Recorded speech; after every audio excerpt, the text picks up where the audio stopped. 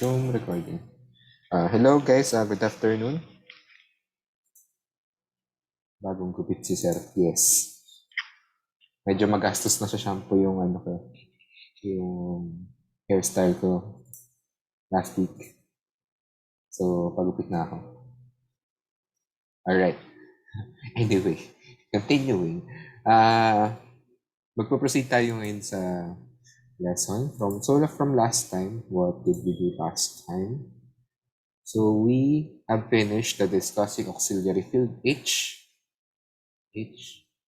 Okay.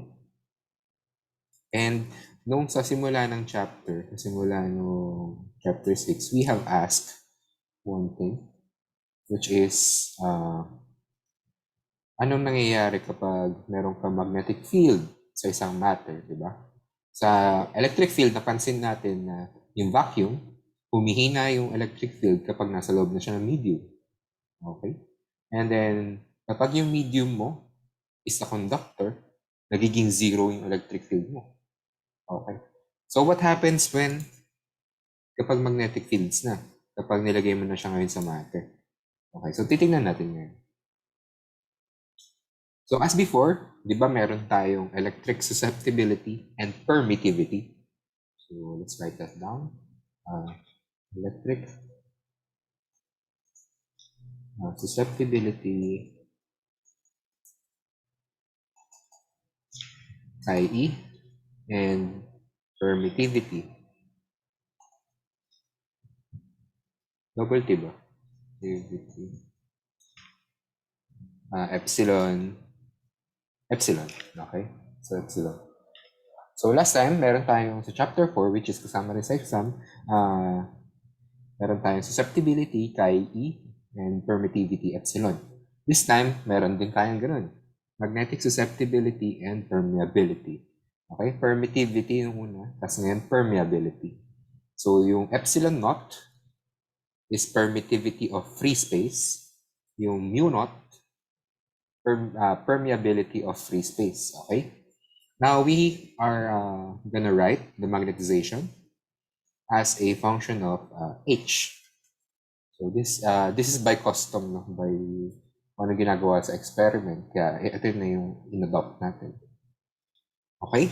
So using this, we have H. Let's plug in M, di ba? 1 over mu naught B. And then minus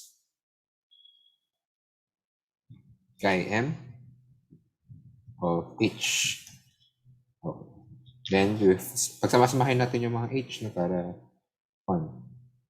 So, we have H plus chi MH. This is a plus. Must be equal to 1 over mu naught B.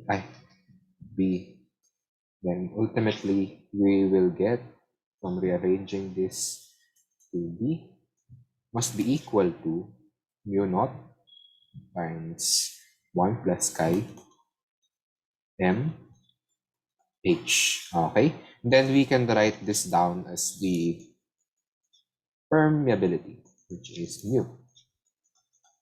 Alright? B is now, the magnetic field is now mu times H. Okay? Okay. So does this answer the question, anong mangyayari sa field kapag nilagay mo siya sa medium? Tingnan natin ngayon yung values ng chi M. Okay? So yung chi M, can be positive and can be negative.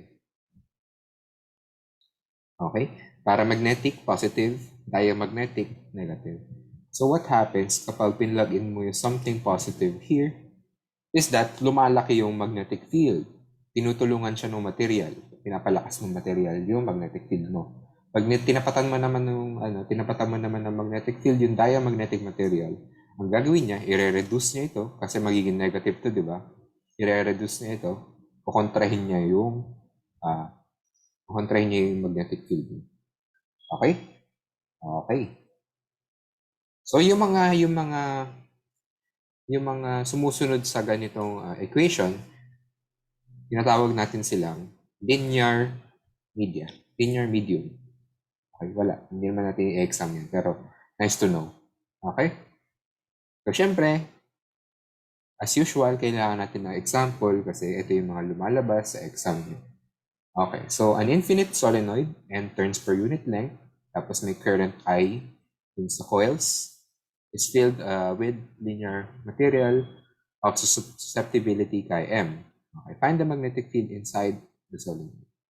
Okay, so gamitin lang natin ang hinahanap sa atin ay magnetic field.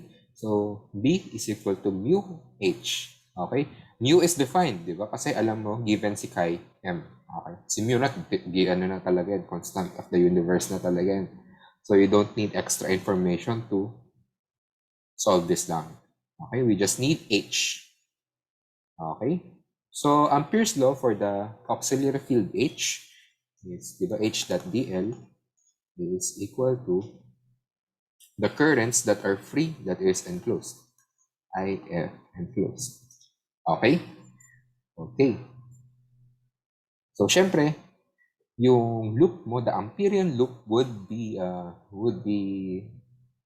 dependent kung saan nagpo-point yung free currents mo. Okay? So, yung free currents in this case would just be the current I. Wala tayong information about the bound currents for now. Kasi wala naman sinabi, di ba? So what you can have is just the free currents, so which is yung supplied current, I, okay?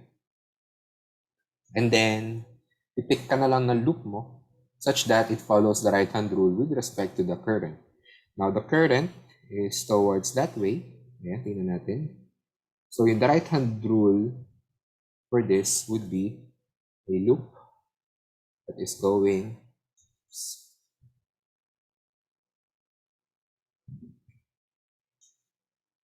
okay? So, ganito yung loop mo. Okay, kuha ba? Kasi right-hand rule, di ba? So, yeah. Gawin na natin. Oops. Okay.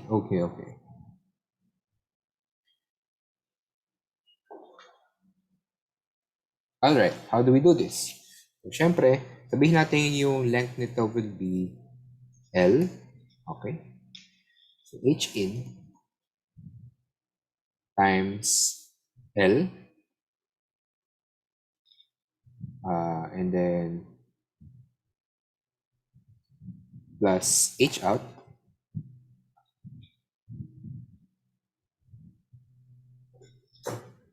H out would be multiplied with L, of course. And then outside, ano yung mga, joke, ano yung outside tuloy? Ano yung na-enclose na current nitong,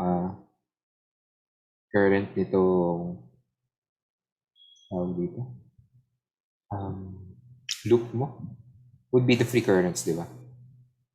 Which is N times I times length.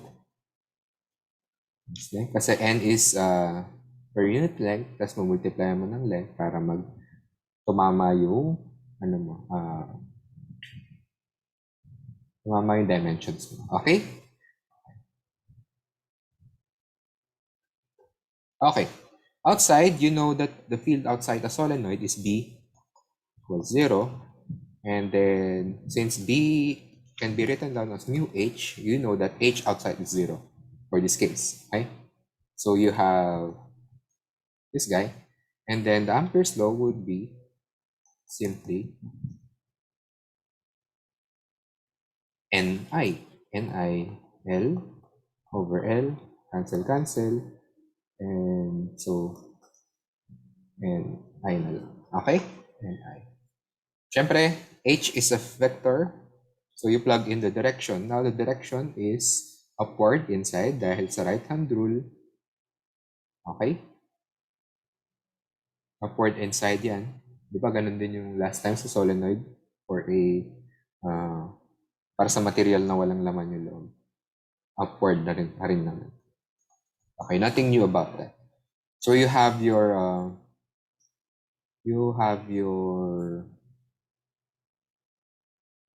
auxiliary field H to be Ni Z hat. What is the field? Well, the field would simply be mu naught H, and that is mu naught, sabi ko mu naught, mu, kasi nasa matter tayo ngayon. Okay, mu times N times I, Z. Okay? Dun sa, kung naaalala nyo, yung sa last time na solenoid na vacuum yung laman niya, mu naught Ni Z hat. Di ba? Ayun yung field sa loob. So basically, nilalagyan mo, pinapalitan mo lang ng mu for your usual magnetic fields. Yung mga examples natin na usual na ginagamitan. Okay? Alright. Amaze. Di ba? Okay. So kung naaalala nyo, meron tayong mga bound currents, which is KB and JB. Okay, para lang sa information ng lahat, no?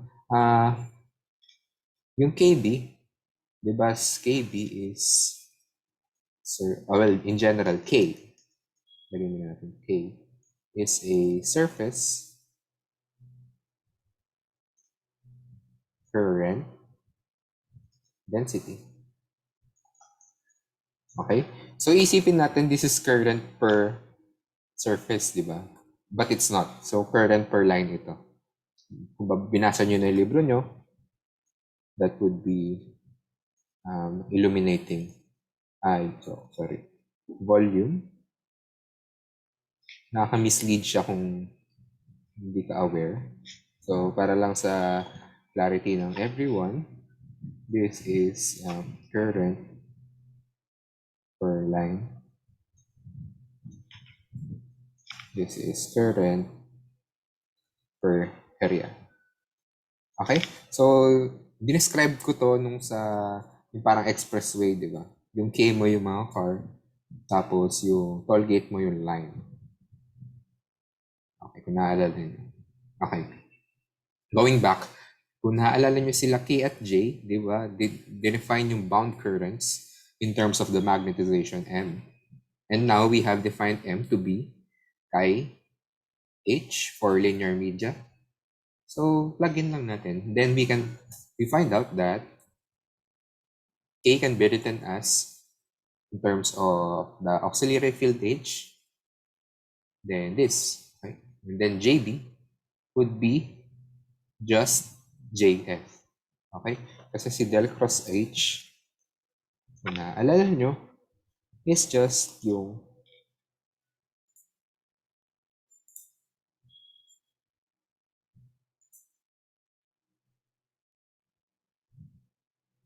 del cross H, JF. Diba? Free volume current densities. Okay? Alright. So going back, JF. Okay. So, ang dali, di ba? Madali yung makukuha yung bound current for linear medium.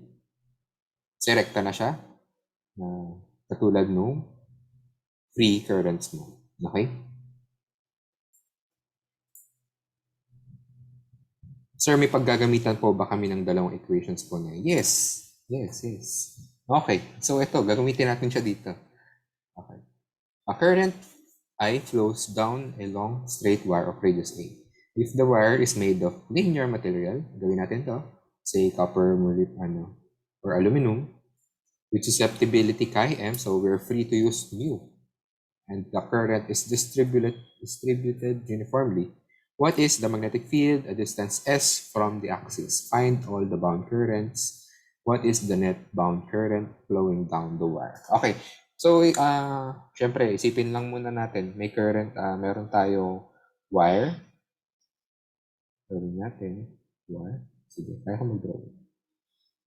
Wire. Oops. Tapos, radius A. Radius A. Okay. Tapos, may current ka na dinidistribute uniformly. So, ibig sabihin ko, current is uniform inside. So, that's I. So, nasolve na natin tong gantong bagay previously. So, previously, gagamitin mo lang yung, tingnan lang natin, no, for a vacuum, the magnetic field for this, magagawin ako Ampere's law ko, 2 pi s must be equal to mu naught I enclosed. Sabihin natin total I, kunin lang natin yung for the outside, no? The total. So, yung total will be, of course, yung buong chunk ng wire mo, which contains a current I. So, B would be mu naught. So, ginagawa ko lang is, kinukuha ko lang yung, kung naaalala nyo pa yung previous result sa vacuum. Okay. So, circle yan circle yung field mo by the right-hand rule. Circle just sa wire mo. Okay? Okay, tapos lagay lang tayo ng directions. This is Z hat. Yung radial is S hat. Tapos cylindrical coordinates tayo. So P hat would be this guy. Okay?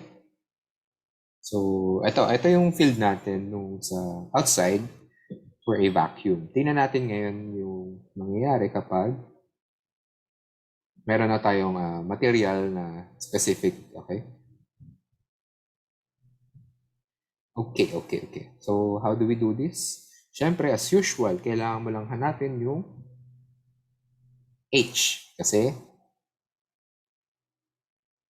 yan yung kailangan natin sa formula natin. Okay? Okay. So, let's write things down. Systematically, B is mu H. Sorry. So, H, we need H inside and outside. So, there will be, gagamitin mo ulit yung Ampere's law for the auxiliary field. So, we have HDL, tapos I, F, and close. So, outside, madali yung outside, di ba? Outside muna tayo para 2 pi s. So, kasi ginagamit mo yung circle na to, yung green na circle. So, 2 pi s. And the enclosed current would be, the free current would be the current that is supplied to that wire, which is I. So, the free current is just I. And H would be simply I over 2 pi s. P outside. Okay? Inside the material. Paano itong inside the material? Now, inside the material,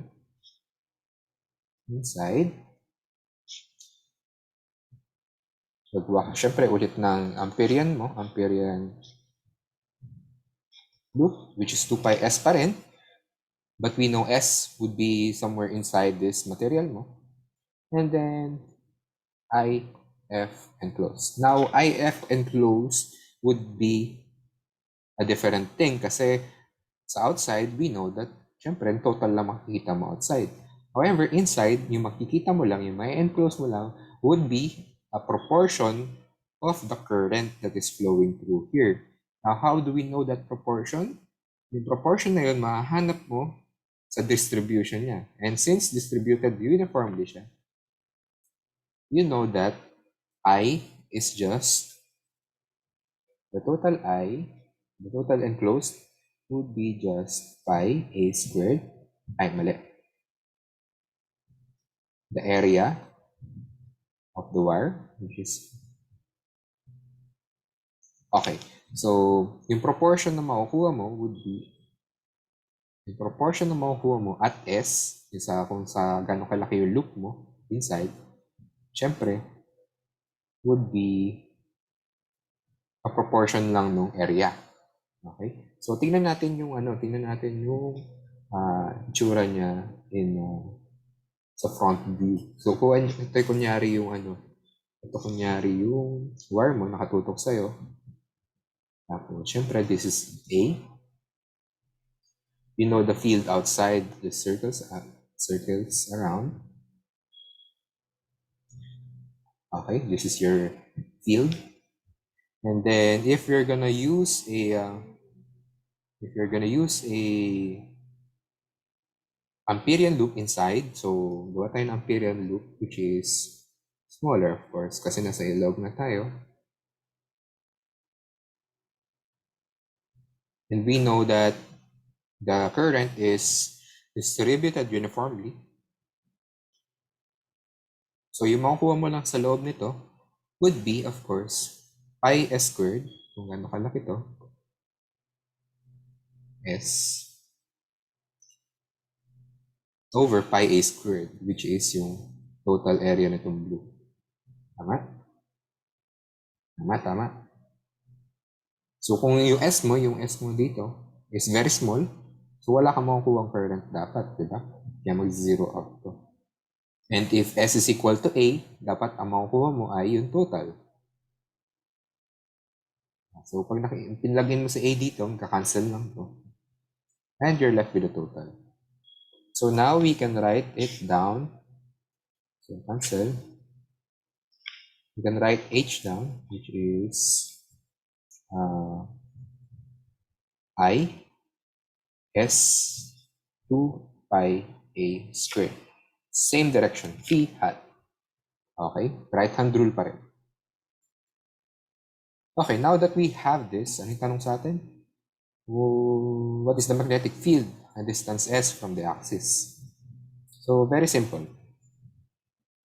So, we know B mu H.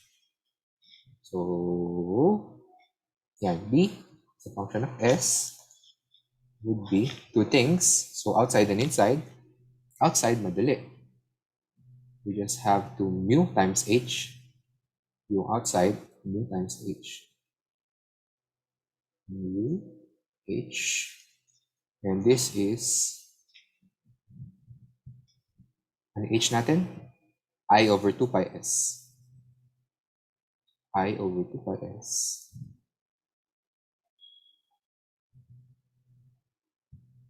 Phi hat. And then, what is mu outside? There's no material outside, so mu naught pa rin. Outside.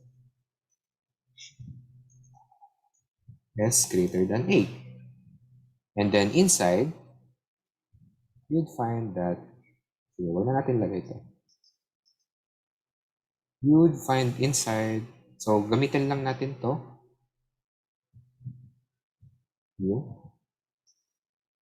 Mu times H, which is IS over 2 pi A squared.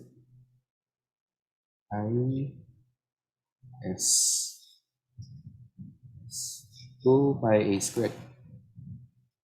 Okay. And then same direction phi hat inside. So that is S less than A. Okay? Alright. Tingnan nyo itong outside. Galing, di ba? Ito yung niretrieve natin na sagot for the magnetic field outside the wire. So, di ba sabi ko kanina? Ito yung magnetic field outside the wire. Okay, so mu naught I over 2 pi S. And we get that it's the same. Inside, so plug in mo lang si H, gamitin mo yung mu. Mu is given by mu naught, again, 1 plus chi, and which are all given naman sa tanong. Okay, so next, what is the net bound current? Find all the bound currents, alam mo. So, gamitin natin itong mga formula natin. For the surface one, K, B. So, ano to? Chi M.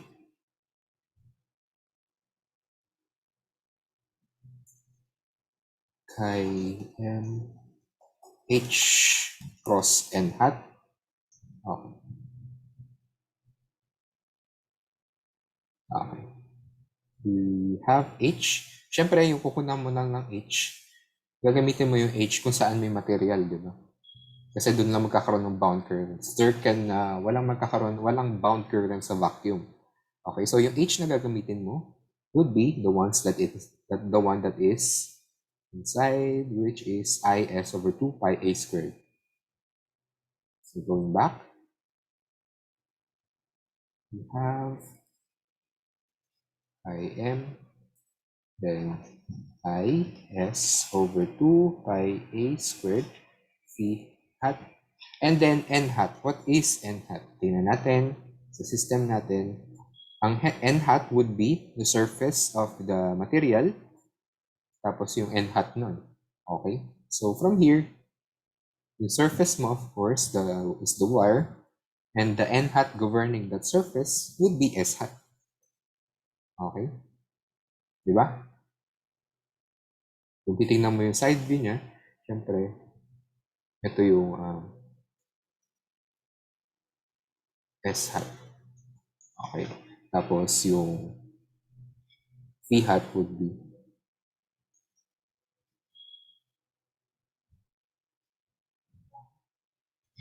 this is phi hat. Okay? So, plug in natin yun. S hat, cross S hat. Let's see what happens.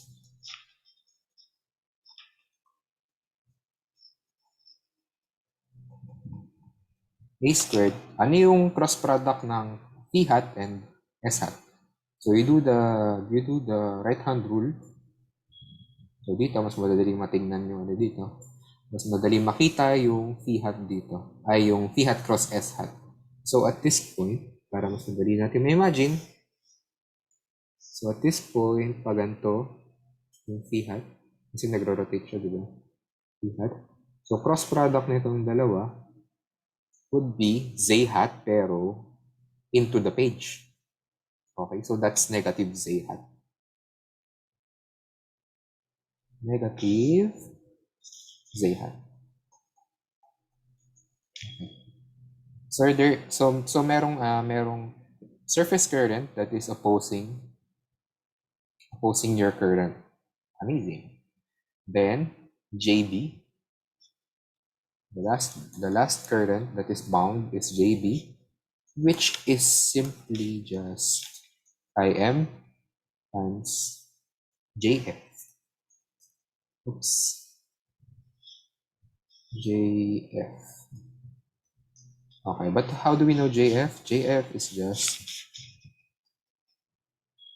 your total current divided by the area. I over 2 joke. What is the area? Pi A squared. Is that it?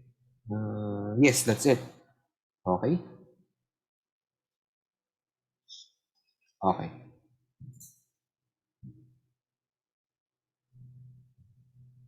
Sir, hindi po ba magiging equal po yung S at A?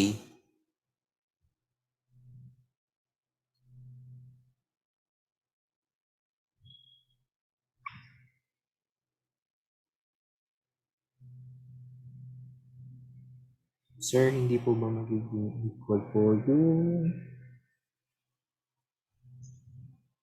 S at A sa surface?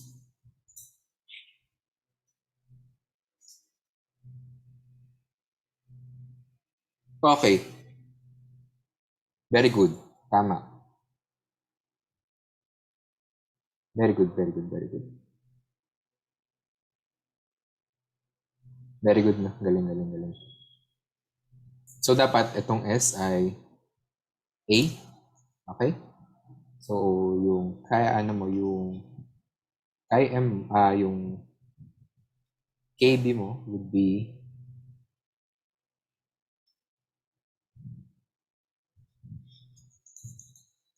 galing, galing, galing. Very good. I over 2 pi. Yes. Negative Z hat. Okay. Sorry. Hindi pala na-cancel sa notes ko. Alright. So that's your bound currents. Nakompleto na natin. And it's asked that kunin daw natin yung net bound current flowing down the wire. Okay. So the net current flowing down the wire would be I bound. So yung total bound currents would be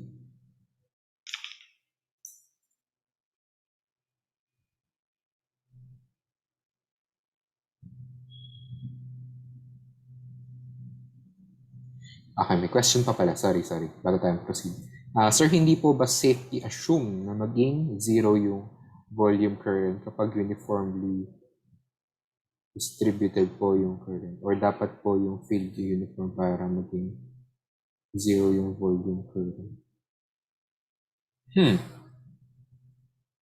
Parang parehas silang hindi safe i-assume. Pag sinabing uniformly distributed ang current, ibig sabihin nun that the current is constant all throughout kung saan siya dinidistribute. Okay? Say it's a area. So, constant doon yung current mo if it is uniformly distributed.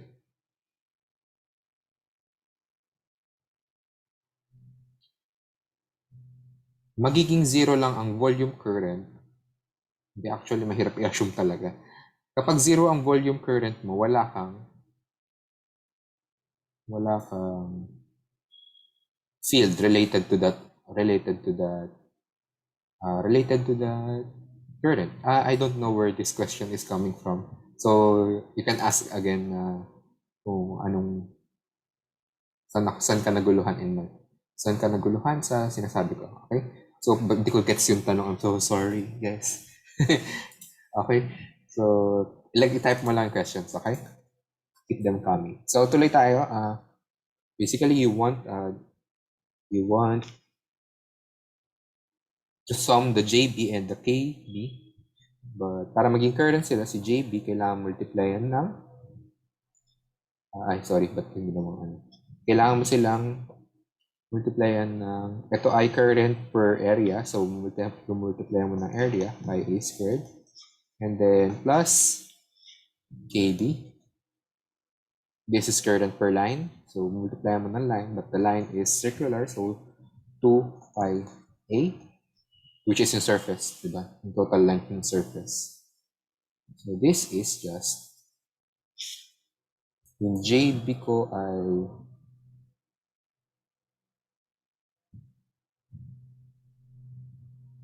IXM, IM. Tapos this guy, KB would be this times 2 pi A. So minus I. So 0 yung total bound currents. Okay? Okay. And this makes sense, no? Kasi kapag tinignan natin yung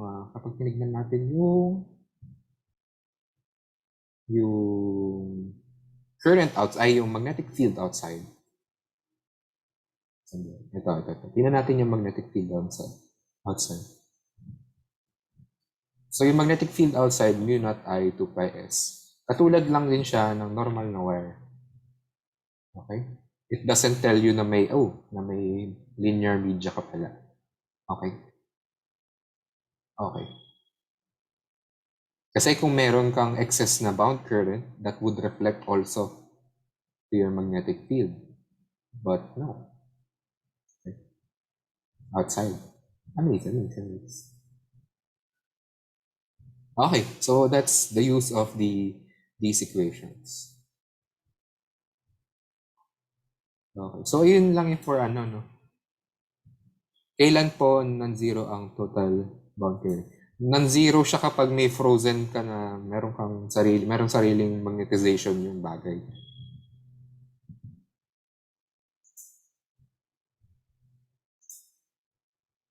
Okay?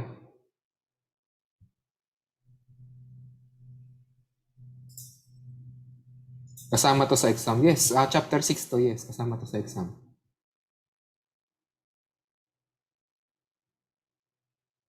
Okay, let's proceed.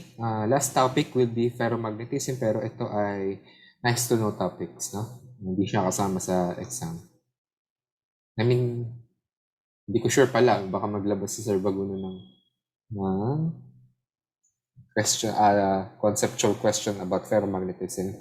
So, it's a 5-minute read lang naman. Okay, so ferromagnetism is a example, or yung ferromagnets mo would be an example of those medium that are nonlinear. Right? Doesn't follow the equations we have said before, which are this. Okay, so hindi sila ganyan. So kahit wala kang sinupply na magnetic field, meron siyang built-in magnetization. Di ba yung mga magnets, kahit hindi nyo siya tutukan ng magnetic field, meron siyang pinoproduce na magnetic field. Okay, so sa ferromagnets or magnets in short, yung mga dipole sa loob nitong sa loob nitong material mo, they like to copy their neighbor. Okay? So kung wari si dipole 1 mo, dipole 1 points this guy, points upward, then wari misoriented pa yung hindi pa siya oriented. At some point siya, a-align siya. So gugustuhin niyang maging ganyan yung orientation ng dipole. Okay? Okay, so gusto niya maging ganyan. At bakit? It's quantum mechanical. So, 140. It's a quantum physics thing na yung prefer nilang alignment. Okay? So, this kind of thing, nagyayari lang siya sa specific materials, specific valence electrons, ganyan. Okay? So, ayun. Nice. Especially iron. Kaya yung pangalan niya is ferromagnet. Okay, ferrous. Iron. Okay. Pero in big chunks of this material of iron, kunyari, say you have a crystal, you have a big rectangular prism of iron, randomly oriented pa rin siya. In a sense that there are domains that would contain some direction of this, some direction of that. So sabihin natin some part of this would point some part of this would point like that. Some part of this would point like that. Part of this would point like that. Point like this. Point like that. Nag-drawing lang talaga ako. Okay. So, kaya yung mga bakal natin, kung nakita ka ng normal iron, usually hindi siya magnetized kasi nga meron siyang domains na randomly oriented. So, ayun, yung tawag sa mga ganyan, domains, tapos sariling domain mo, may preferential silang tinututukan ng magnetic field. Okay? So, in essence, nagka-cancel out sila. Pero if your chunk is very small, some small ganyan, niluwa siya ng vulkan, sometimes, nag-a-align yung pagkahagawa sa kanila. So, the majority of the chunk, majority of the domain, nakatutok siya sa isang direction lang. Tapos maliliit lang yung domain na iba. Kaya in essence, nagiging magnet siya. Natural magnets. Yung mga batong magnetic talaga. Okay.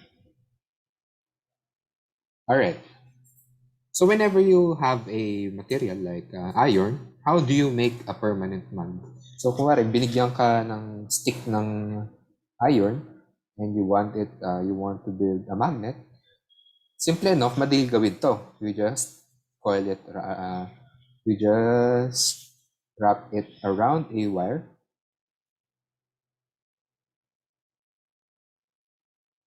You wrap it around a wire. Okay. You run a current through that wire.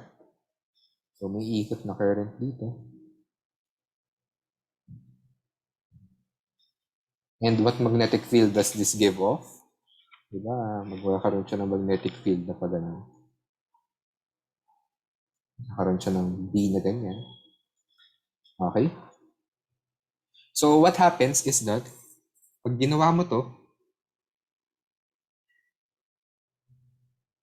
yung mga domains naka-parallel nito ng magnetic field mo, red. So kuwari ito yung domains nitong bagay mong yan. So kuwari nag-run ka ng magnetic field like that. Okay. So at the boundaries, nagkakaroon sila ng influence. The domains, nagkakaroon siya ng influence against each other. So yung ibang domains lumalaki. Kuwari ito, magsasama ng dalawang to.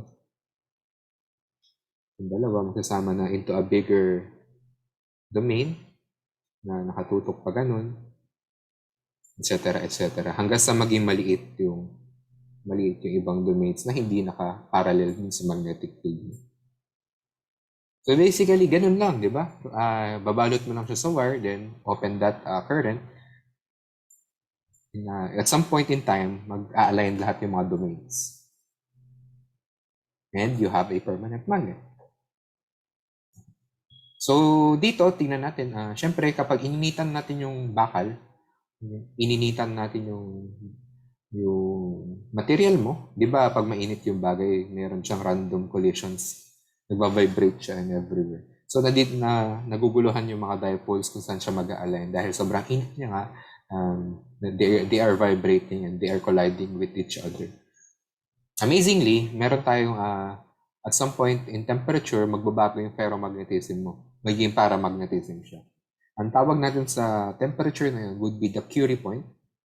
Okay. Sa Curie point, nagkakaroon ng phase transition, which is, ayun nga, yung ions mo at some temperature, 770 degrees Celsius ata, or something like that, nasa libro niya.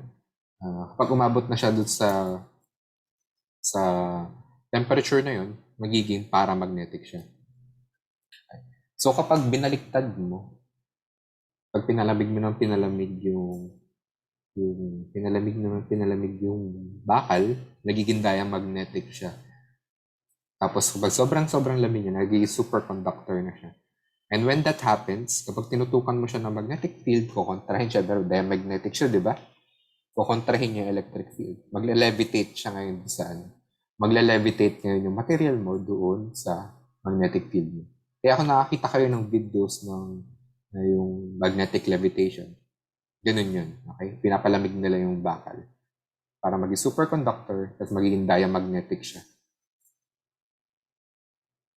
Kukontrahin niya lahat ng magnetic field na tumutok sa kanya. Okay. So, parang crystals, yung domains, nakikita rin yan through a microscope. Okay. Diba crystals mo may mga arrangement ka na partly arranged lang siya. Kuwari diamonds, diba? Hindi naman siya uniform arrangement. They're still crystals, meron lang siyang shape na gusto. So, parang ganito yung itsura ng paramagnetic domains. So, may makikita ka na arrangement. Mga hibla. Ganun. Parang karne, di ba? May arrangement yung fibers mo. Parang ganun lang din yung domains. Okay? So that's it for the chapter 6. Now, okay, sige, review tayo. Dahil sa chapter 6, chapter 4, chapter 5, ang main point pa rin nung gagawin nyo sa exam would be, of course, Gauss's law and Ampere's law. Okay, sa chapter 4, meron kang chapter 4, which is here, meron kang electric displacement, which still needs Gauss's law. Diba? Ito yung modified Gauss's law for electric displacement. And then, sa chapter 5, meron kang normal Ampere's law. Tapos sa chapter 6, meron kang modified Ampere's law for your auxiliary field. Okay. So guys, review tayo, no? Kasi ang average score nyo, syempre average score, tanggalin ko yung mag-i-skew sa ano. Ang average score nyo is 50 out of 100. And I'm very concerned, guys. So, kailangan bumawi. 50, no? 50 out of 100 yung average score. Well, approximate lang yun. Post ko mamaya yung distribution kung gusto nyo makita. Pero, ayan, I would like to congratulate the highest. Yung highest sa first exam is si Ross Oropilia. 86 siya. 86.5. Okay, so congrats ng galing.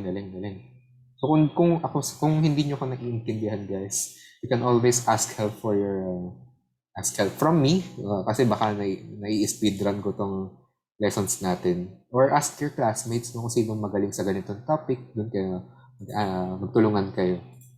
Okay? Okay. So I have few concerns na i-tackle natin. The common mistakes and common errors. Common errors. Ito yung mga topics na may common errors, no?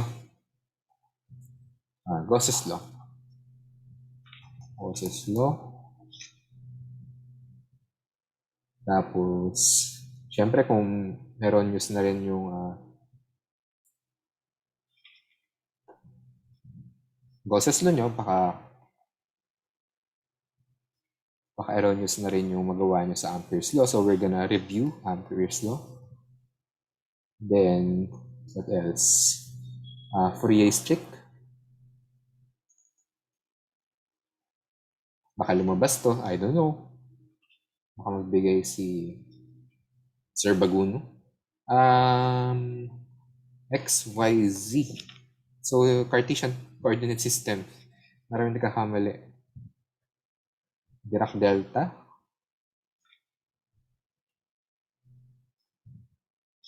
And then, square root. SQRT. Definition of constants.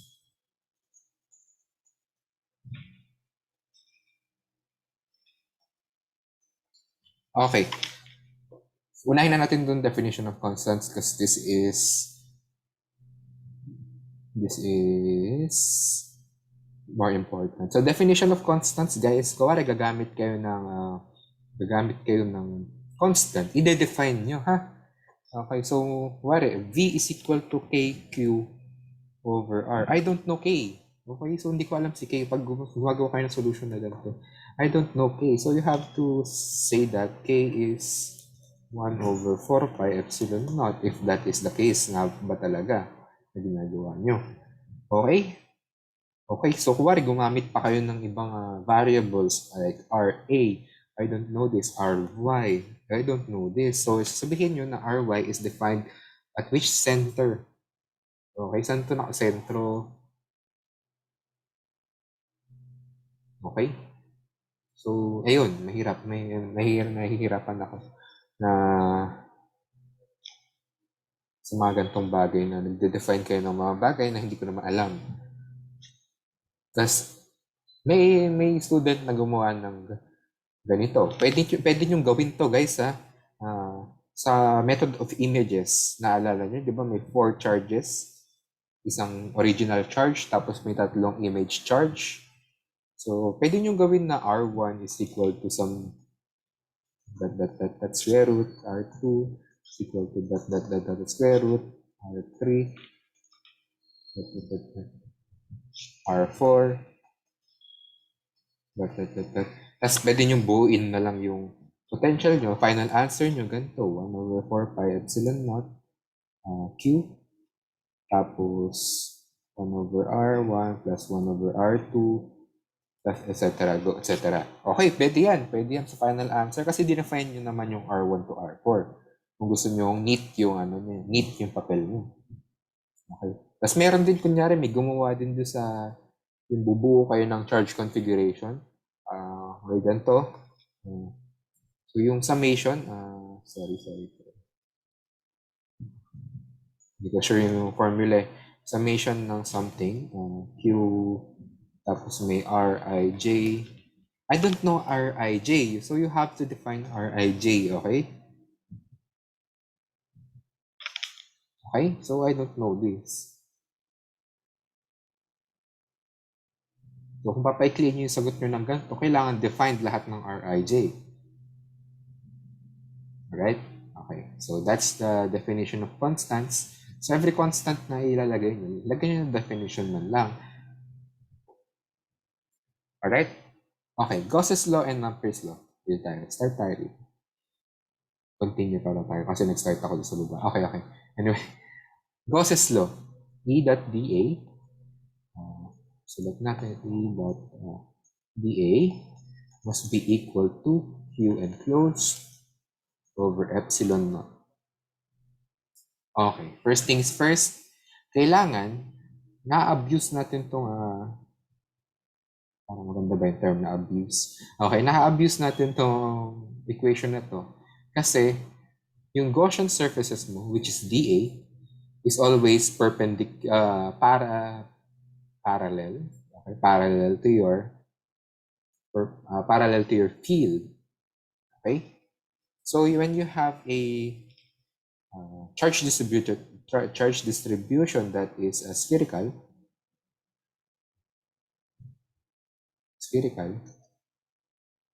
okay, spherical, dapat yung Gaussian surface mo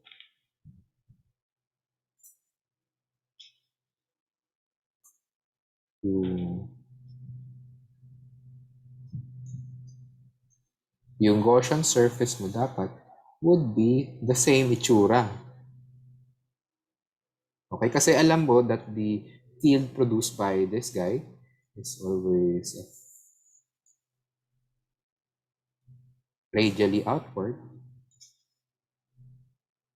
Okay, and what does this tell us? This tells us that these two are perpendicular, the surface and the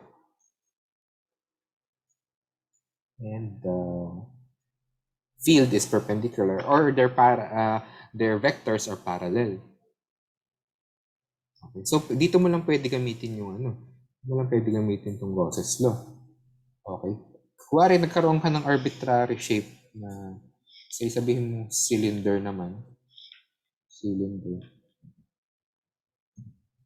Okay, can you do a Gaussian surface na spherical? Can you do this? No, kasi di ba yung electric field na ipoproduce nito would be like this. Radially, hindi siya radially outward, no? So yung S ng cylindrical coordinate mo, doon po point out yung electric fields mo. Okay? At this point, hindi mo alam kasi that is a corner. Erratic yung fields ng corner. Tapos at the top part, yes, and at the bottom part,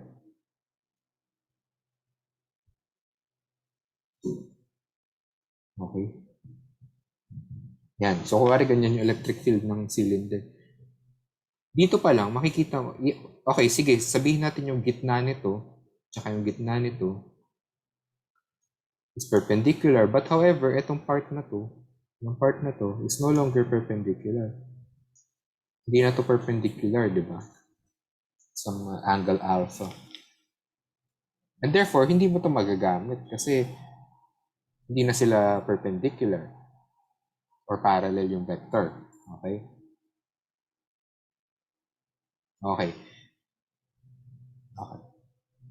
So, unang-una, from Gauss's law, kailangan yung surface mo, Gaussian surface, would be of the same shape as your material or the object. Okay, next. E.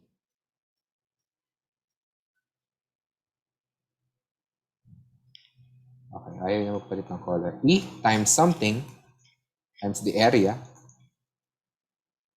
must be equal to Q enclosed over epsilon naught. Guys, this is always a variable. Okay? Q enclosed can be constant or variable. However, this guy, yung sa left-hand side, ito ay variable lagi. Okay? Variable to lagi. Kahit anong mangyari. Kasi itong Gaussian surface mo, lumalaki siya, lumiliit siya. Depending on where you are gonna measure. So yung dA mo is actually your probe on your electric field. Okay. So the original problem, noong unang panahon, would have this sign, kuwari meron kang spherical na thing, charge C, Q. Okay. So sabi nila, what do I feel at this point? Okay, what do I feel at this point? Then some other person ask, okay, kuwari ito ay A. Some other person ask, what do I feel at this point? Some other person ask, what do I feel at this point? Then these three persons, nagulat sila na itong tatlong persons na to, itong example persons natin, nakita nila na yung electric field na nafe-feel nila is the same. Okay. Same. Okay? And apparently, if you make a sphere out of that, if you binuo mo siya, on this sphere, similar lahat yung electric field. Okay? Okay. So in essence, yung sphere na to, yung Gaussian surface would be the ones that is asking what the field are. Okay? And never siya naging constant kasi it's not asking the field at the same point every time. Okay? It's always asking arbitrarily. Okay? So ito ay laging variable. Tandaan. Okay? Laging variable. Okay. And then yung Q enclosed mo can be a constant and can be a variable. When kailan siya nagiging constant? Kapag yung na-enclose mo ay yung total charges. Kailan siya nagiging variable? Nagiging variable siya kapag yung na-enclose charge mo is a proportion of the total charge. Okay? Okay. So sige nga, ano tayo,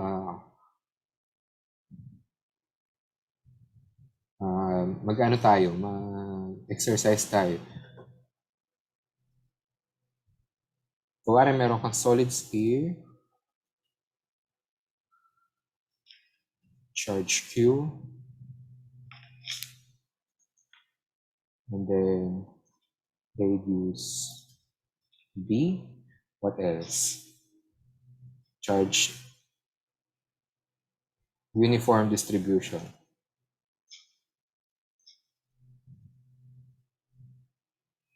Okay, uniform distribution.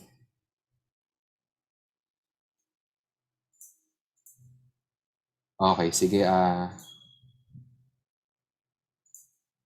Amina, ano yung left-hand side ng ano ko? Ano yung, what would be the area for my Gauss's law?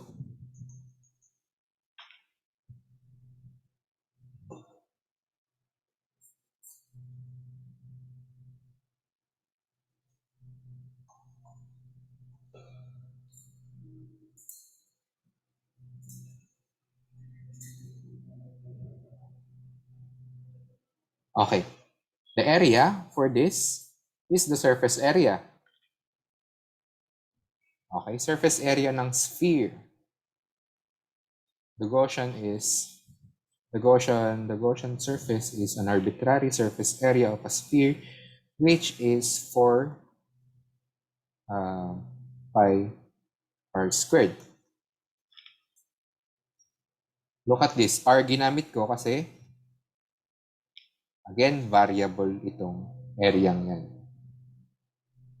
Okay? 4 pi r squared. The total, the Q enclosed pala, sorry, Q enclosed would now be just a matter of where am I looking at. Okay? So may two cases ka. So that would be R less than the radius B and R greater than the radius B. Okay? So ayun na lang yung ano mo. Ito, ganyan lagi yan. Kasi spherical yung system mo. So kahit maging spherical shell yan, ganun pa rin tong left hand side mo. Okay? So surface area to ng sphere. Okay, so tuloy tayo. For R greater than B, you know that the total Q enclosed is just the total charge. Q total. Then Q enclosed inside would be, okay, what is the total charge enclosed? Sum.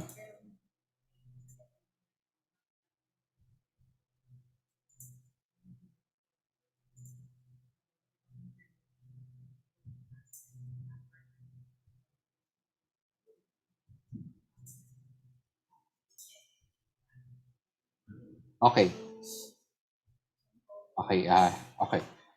The charge enclosed inside is a solid sphere, di ba? Solid sphere of charges ito. Solid sphere of charges. So babasahin niyo lagi yung given. Solid sphere of charges that is uniformly distributed.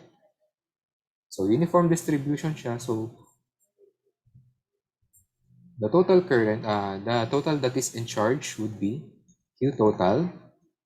Then, sabi natin, a proportion lang yung makukuha. So what is the proportions of the volume? The volume is 4/3 pi r cube, and then the total volume is 4/3 pi b cube.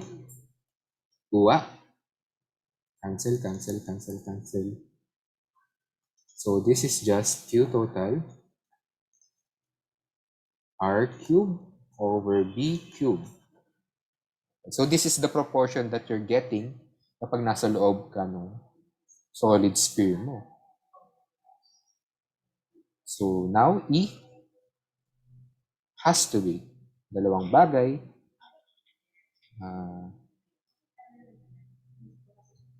Q enclosed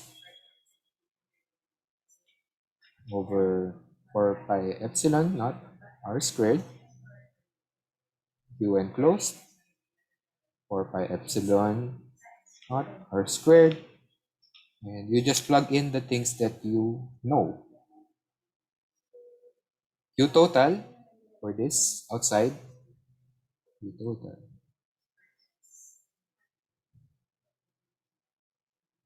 Then electric field is a vector. Okay? So the vector governing this is r hat. Kasi tingnan mo yung ginawa mong surface area, which is 4 pi r squared, which is the surface area of the sphere. Then yung normal vector nun would be r hat. Okay? Okay. And then the next one, this guy, Q total would be Q total for epsilon r squared, then multiply the proportions na nakukuha mo, which is r cube over b cube. Okay? Okay. So this cancels out with this. So, R na lang matitira. 4 pi epsilon naught b cube. Inside. Outside. Okay?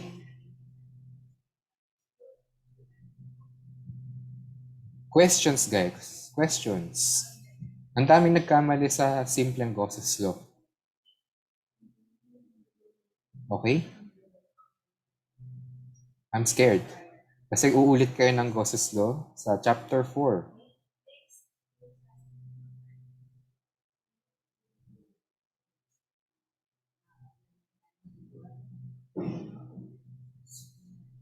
Try natin. Spherical shell naman. Spherical shell of charges.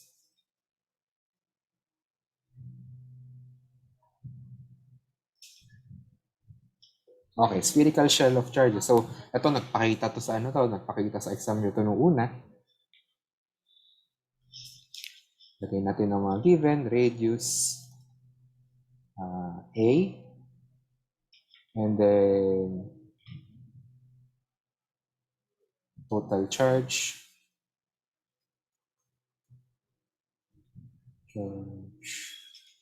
Q, uniformly distributed.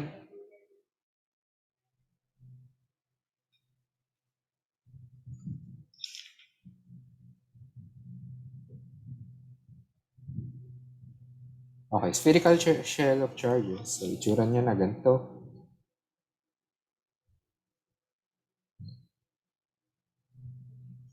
Isipin nyo na lang sphere niya. Siyempre, gagamit ka ng Gaussian,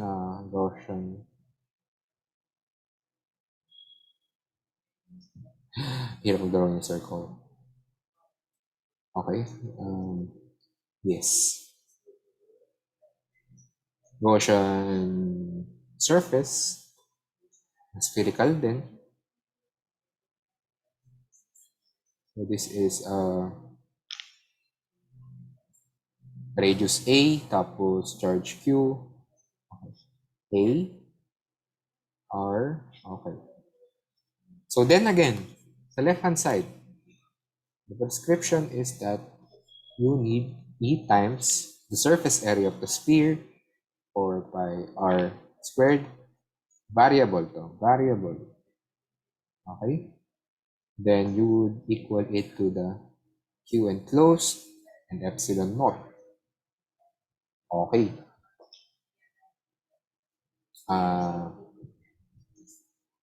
Ngayon, as before, dalawang cases lang to. Inside and outside. Okay? So outside, ang makikita mo would be Q total. Okay? Or Q. Inside, anong makikita mo? 0. Kasi spherical shell ito. So at radius A lang siya merong value. Okay? So the field is now two things.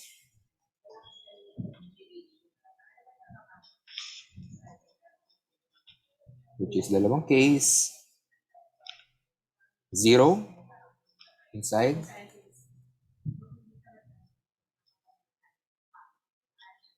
And Q total over 4 pi epsilon R squared outside R hat.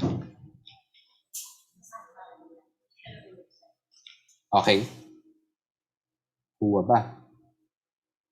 Okay. Yung sa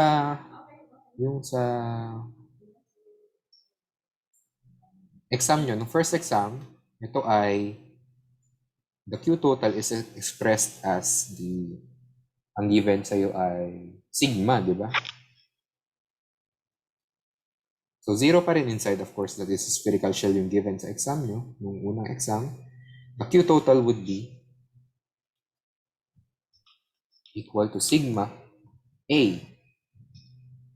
A is yung surface area nung sphere mo. So let me write that down. Anong nangyari dun sa exam nyo would be sigma tapos times 4 pi c squared kung naaralan nyo. And that would be 4 pi epsilon naught r squared r hat tapos negative yung sigma mo doon. So you have to add that negative sign. And kakancel to. Kakancel yan. So the field is actually sigma, negative sigma over epsilon. Tapos c squared over r squared. Okay? Okay. So marami, may mga sumagot ng, may mga ibang sagot ganito. I'm confused.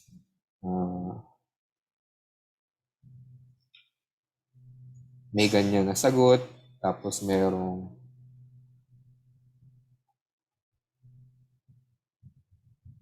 sorry. C squared, R hat. Okay, so ayun yung mga common mistakes, no? From your exam. And I'm very concerned, guys. If you need help, you gotta ask. Okay ba? Tanong lang kayo, please. Okay, so again, ulit-ulit akong sasabihin. Yung nasa left-hand side mo is always a variable. The right-hand side, magiging constant lang yan kapag na-enclose mo yung buong total charges mo. Magiging constant na lang yan kapag total charge na enclose mo. However, if yung na-enclose mo is just a proportion of the total, then it has to be a variable. Okay, nakita natin yung dito na kapag uniform distribution sa solid sphere ng charges, proportions lang ng volume. Okay?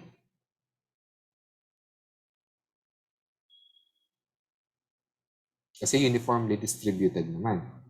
If it is not uniformly distributed, you have to integrate it. Okay? Q total is always rho d tau. Okay? Wala, given kayo ng rho is equal to kr, then you have to integrate it with respect to d tau na spherical. So kr would be r squared dr d theta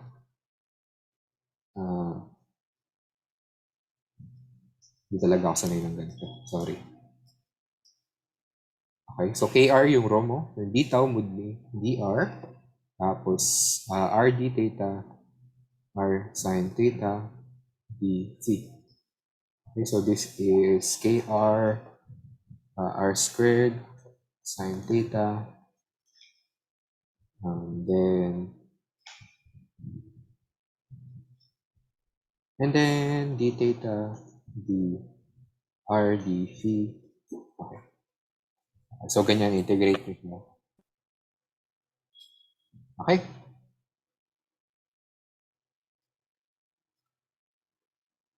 Kung walang given k, you have to find k. So integrate mo to from 0 to r. I mean, r, capital R would be the boundaries of your spherical thing. And then from this, makukuha mo yung, this is the total charge. Okay? Given kunyari yung Q total, hindi given si K, hanapin niyo si K. Okay, so integrate nito. Okay, pag nahanap mo na si K, uulit ka. Kung gusto mo lang makuha yung proportion up to R, so mag-integrate ka kung ano man yung K, R prime, then R prime squared, sin theta, R, dr prime, d theta, d phi. Okay? Okay. So, okay, madali to integrate. Sige, gawin natin explicitly para naman hindi kayo gulat in life. Okay, d theta d phi 4 pi agad yan. Okay, so this is actually equal to 4 pi. Try nyo na lang kung hindi kayo naniniwala na 4 pi yan. And the integral is k r squared, r cubed pala. Okay? k r cubed dr. And this is 4 pi k. Tapos integrate mo buo. R to the 4 over 4. Plug in R. Okay. Okay. Now you know K. K is equal to cancel. Q total pi K over R4. Okay. That's K. Now you have this 0 to R. Q total by, ba't may K dun? Wala yan. Okay. Q total, and then pi R4. Okay, and then R prime cube sine theta d R prime d theta d phi. Okay, alam ko agad si d phi at d theta pag integrate mo yan with sine, lalabas 4 pi.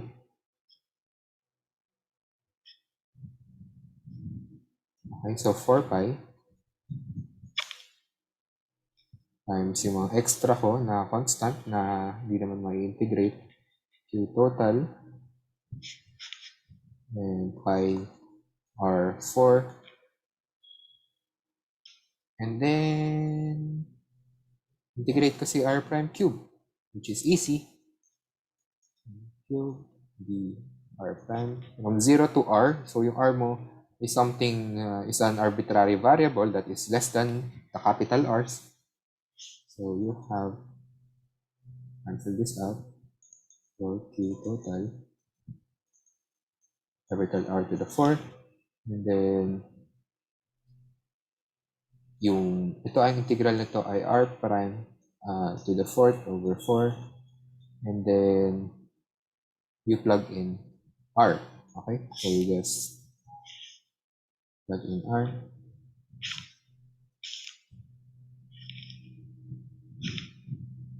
R. Okay. Okay, so cancels out. And the proportion of the Q total that you need for your Gaussian, the enclosed. Okay. Okay, di ba? Nice. Okay? So, ganun kapag binigyan kayo ng arbitrary na row. Okay. So, you have that. What else? Fourier strict. Fourier strict. Madami nagkamali sa Fourier strict.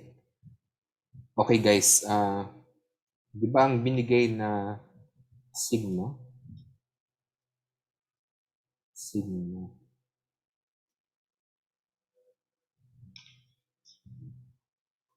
Kung naaalala nyo sa exam, k cosine squared theta. Guys, hindi pwedeng kp1 cosine theta squared. Okay? Hindi pwede naman, pero this is difficult to work with. Okay? Kasi, kunwari, pinlog in mo na siya sa sigma PL cosine theta sin theta d theta from 0 to pi. So, pinlog in mo na siya dito. Lalabas dyan, di ba? Lagyan mo si k, 0 to pi, p1 cosine theta squared, pl, tapos cosine theta, sin theta, d theta. Okay, biglaan yung sinero out yung other constants. So, si L is equal to 1 lang magsusurvive. No, kasi i-expand mo to, you're actually left with P1, dalawang P1 cosine theta, P1 cosine theta, PL cosine theta, sin theta. Okay? And then, hindi mo masasabi kung ano yung mag-zero out dito kasi wala ka namang identity for this. Ang identity mo lang is 0 to pi, PL, cosine theta, PL prime, cosine theta, sin theta, d theta. Okay? So, ganito lang yung meron ka, dalawang P. Okay, so you can't say na mag-zero out sila P1 at PL whenever L is not equal to 1. Hindi pwede kasi ito lang yung meron ka eh. Ito lang yung alam mo. Okay, mag-zero out to kapag hindi L is equal to L prime. But for this case, you don't know. So it's better to write this down as some function of other P na hindi ka mag-i-square or something. Okay, so pwede siyang maging P0 and a sum of pwede siyang maging a sum of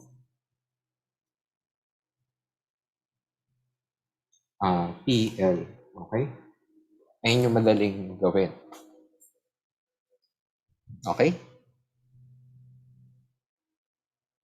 Alright.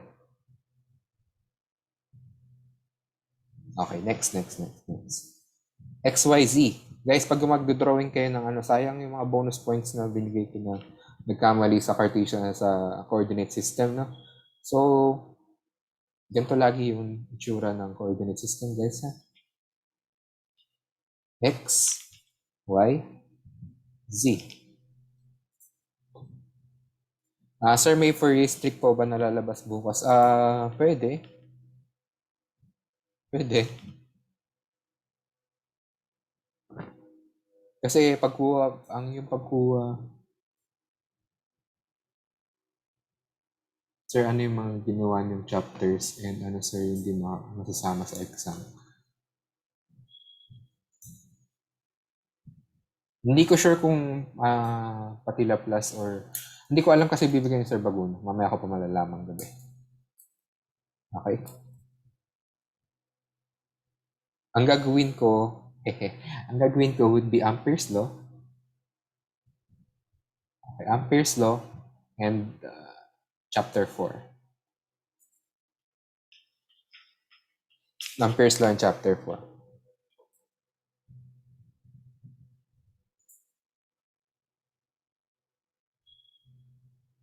Sir, pwede po ba ma-post yung recording po ng discussion ng first exam answers last meeting? Hindi ko pa nakukuha yung consent ni Sir Baguno. Kaya hindi ko pa pinopost.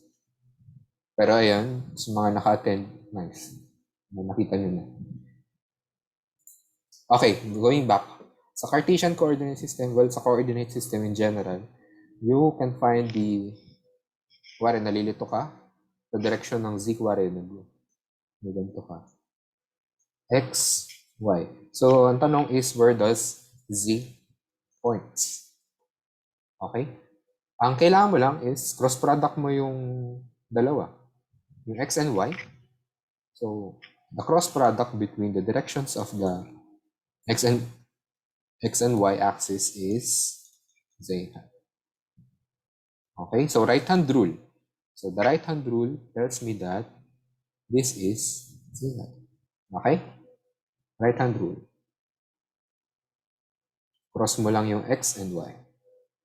Sayang no kasi bonus points na yun na naglaho pa. Yung mga drawing. So kung napansin nyo guys, yung first exam nyo, kalahati doon. More than kalahati pa nga. Nasa libro lang yun. Nasa libro lang sila, modified lang a little bit. Or minsan nga, as is, di ba? Para hindi kayo bumagsak. Okay? Kailangan nyo basahin yung libro. Ay, sulat yun. Okay, Dirac Delta. Huwag kayong natatakot sa Dirac Delta na integral, guys. Ito yung pinakamadaling integral sa buong buhay nyo pag may Dirac Delta. Okay, kuwari Dirac Delta of x squared plus z squared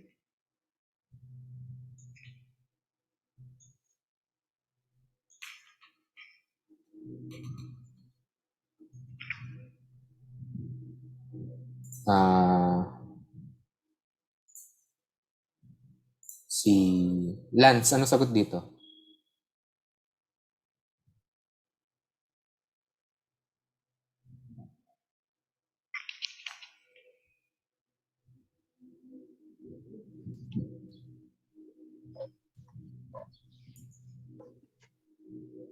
Uh, 1 over z po ba? Okay, 1 over z. Square root ng z squared. Okay? Tama. Almost tama. Okay. So, sulat muna natin ganito, no? So, basically, titingnan nyo lang kung papasok yung x ba sa 0. Okay? Yung argument ng Dirac delta, which is nasa loob ng parenthesis, papasok ba yan sa 0? And it turns out, yes, papasok siya sa 0. Okay? So, in a similar way, kuwari, in-adjust ko lang ng isa. Ang dali, di ba? Pa-plug in mo lang literally yung 0. X squared plus z squared dx. This is just 0. Okay? Kasi hindi pumasok si x sa 0.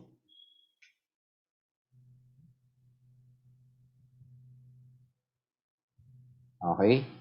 Ang dali, di ba? Ang problema nyo lang, kuwari, ax. Ayan. Ang mangyayari dyan is gagamitin nyo lang yung identity na nasa libro. Ganyan na siya. Okay? Tatransform nyo muna para maging simpleng Dirac delta na lang. Okay, sige, example pa tayo. Huwag kayong matakot sa Dirac delta na function. Okay? Dirac delta x delta y dx dy.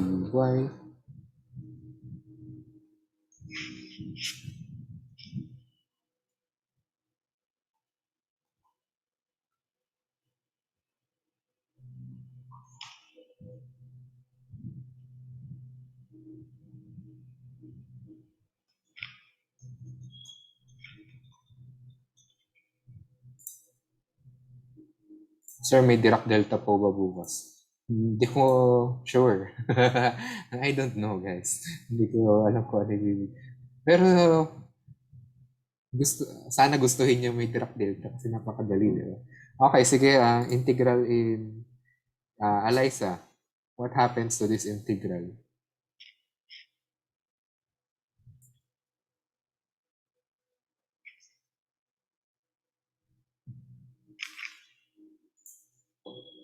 Okay. Sige. Ang gagawin mo lang again, titignan mo kung papasok to sa 0. Okay? Titignan mo kung papasok sa 0. Pasok ba si y sa 0? Oh yes, pasok siya. What do? You plug in that. You plug in that 0. Okay, you plug in that 0. So, mangyayari for your Dirac delta y, x plus 4, x plus 0 plus z. Pinlog in ko lang si 0. dx na lang. Okay, this time, papasok ba si x sa 0? It does. Kasi negative 2 to 4. Kung mapasok siya, plug in ko lang ulit si 0. Ang matitira na lang, 1, 0 plus 0 plus z. So, 1 over z. Okay, another one. Minus 2. Then, e raised to 4x integral dx. And this is from 1 to infinity. Okay. Sige, tatanong ulit tayo.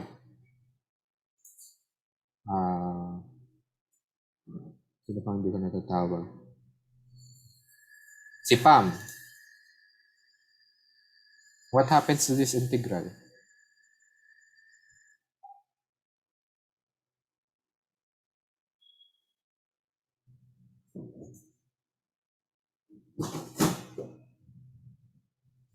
What happens to this integral? Okay, papasok natin ngayon yung 2. Yes, very good. Yes, very good. So, titingnan mo yun. Mag-zero ba to? Mag-zero ba to? So, okay, tingnan natin kung mag-zero to. Kailan to mag-zero? Kapag x equals 2. And yung x equal to ba nandito sa integral bounds? Yes, kasi from 1 to infinity. If kung dumaplis to ng onte, sabihin natin 3, then this would be automatically, the whole integral would automatically be 0. Pero pasok tayo. So, x equal to 2 is in the integral bounds. So, you just have to plug in 2. So, the integral, ang sagot niya, e times 4 times 2. E raised to 4 times 2, which is e raised to 8. Okay? Di ba? Napakadali. Kung ganito lang yung mga integral sa buong buhay natin, napakasaya natin mga tao, di ba?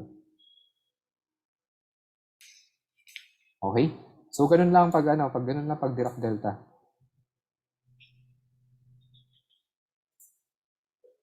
Okay. So, tuloy tayo. Ano pa ba yung ibang concerns natin? Square root. What is the square root? Okay. Guys, pag nag-square root kayo ng square ng number, ito. Pag nag-square root kayo ng square ng number, dapat ang sagot ay absolute value. Okay, bakit po sir? Sige, try natin mag-plug in ng iba't ibang values. 1 over square root of negative 2 squared. Okay? So, pag nag-plug in ako ng negative 2, ano mangyayari? This is just 1 over square root ng 4. Okay? Square root ng 4 ay 2. Okay. Pag hindi natin nilagyan ng absolute value, which is just the absolute value of ganito. Okay. Pag di mo nilagyan ng absolute value, itong bagay na to, kuwari 1 over z lang ginawa mo. Okay. And z mo is negative 2. And then magiging mali yung sagot mo. Okay? Di ba?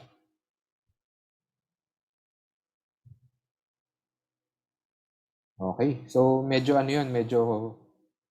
tricky yun, di ba? Pag kumukuha ka ng square root ng square. Kaya paano pagbaliktad square ng square root? The square of a square root, square root ng z, times i-square mo siya ngayon, kailangan anong magiging sagot, sir? Magiging 1 over z lang. Okay, no need for square root. Bakit? Sige, try tayo ng mga numbers. Okay, 3. So, ito ay magiging square root pa rin. Bakit pala? Dahil pala perfect square root nilagay ko. Engot. Okay. 9. Okay. So, this guy, 2. So, magiging plus or minus 3 yung sagot, di ba? However, yung plus or minus 3, square mo naman. So, lampak eh. 1 over 9. So, 1 over 9 pa rin. Okay? So, we just have to... Okay. So, paano pag imaginary number nilagay ko dyan? Try natin. I, 9. Ay, mali. Negative 9. Square. So, this is just plus or minus 3i. Tama ba?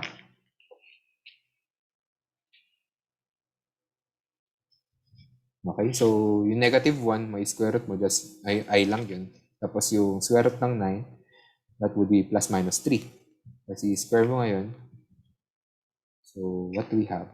Okay, square mo yung plus or minus, magiging positive na lang yun. Square mo yung 3, magiging 9. Square mo yung I, magiging negative. Okay, do we get the same answer? Yes. Okay, so pag ganito, safe. Pag ganito, kailangan mo na absolute value. Okay? Okay. Okay ba? Okay ba? Okay. So, nagets na ba yung Dirac delta integrals now? Di ba madali lang? Madali, di ba? So, if in any case na naging factored siya ng some constant a, gagamitin mo lang tong identity na to, then you're back to regular programming na you just plug in kung ano yung magzi-zero for the Dirac delta. Okay ba yan? Okay. Any question? Any question? So, kailangan bumawi, no? Kailangan bumawi sa exam. Okay? Kailangan bawi tayo sa exam. Okay, sir, ito may question, no? Sir, nalilito po ako sa paggamit ng Gaussian pillbox sa isang slab ng dielectric na may certain thickness para makuha yung field sa slab. Madalas po kasi nang nakikita kong ginagamitan ng pillbox ay planes lang. Ano po magiging ano magiging, ano po, ano po,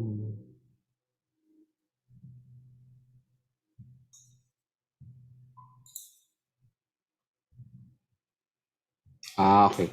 Okay, suppose na meron tayong thick, very long thick slab. Okay. Sabihin natin dito ito ay hindi conductor para hindi zero agad yung electric field inside.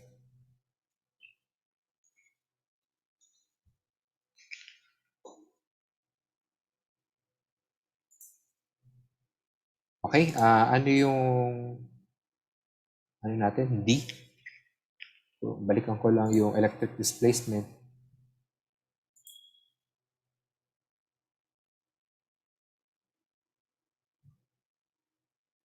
Ayan no, pwedeng lumabas pa ulit yung, pwede pang ulit lumabas yung, tawag dito, yung mga Lagrange polynomial. Okay, guys? Pwede pa silang lumabas ulit, no? Kasi basically, uulitin nyo lang lahat ng bagay. Pero ngayon ay may papalitan kayo mga constants. Ay, lesson 15 pala. 14 pala yung may D. Okay, sorry. Okay, D dot dA is equal to QF enclosed.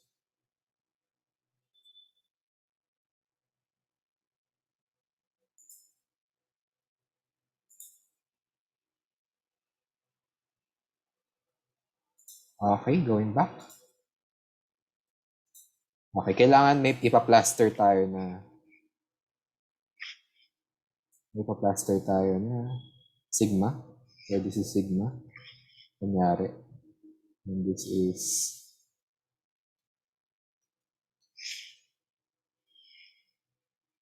sigma.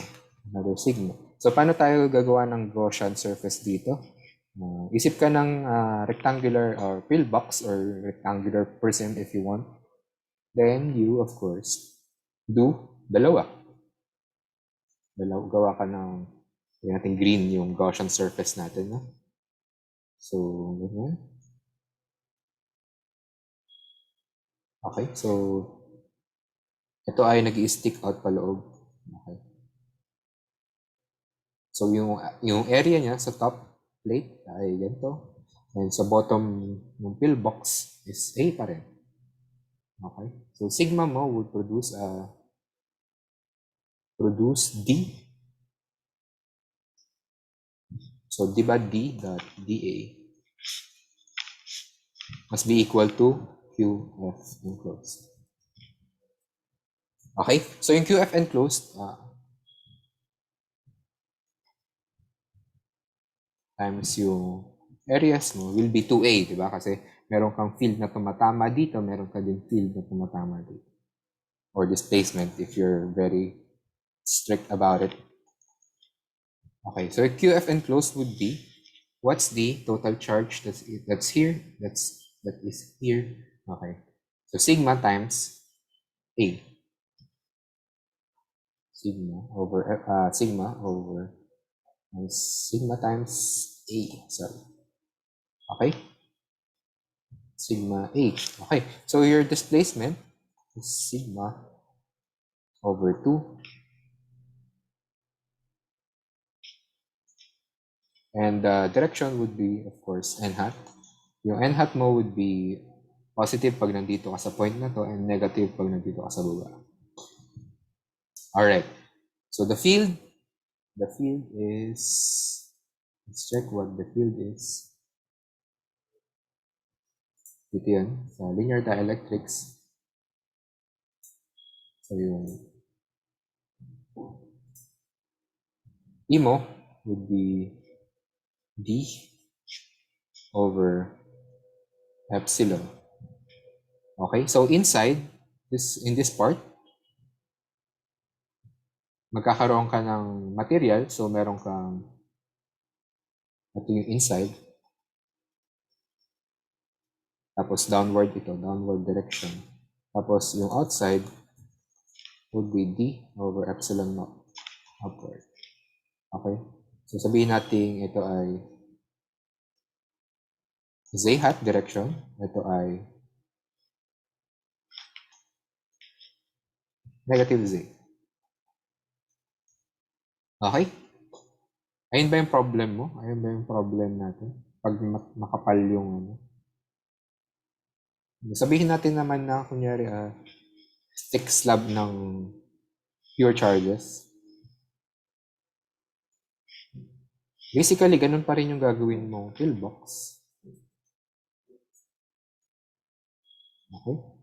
So, running inside yan, I mean, meron pang paganan na factor.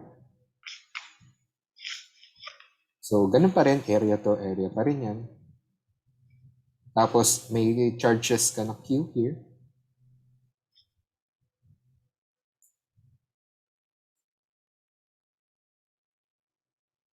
So, the electric field for this kind of thing is 2A.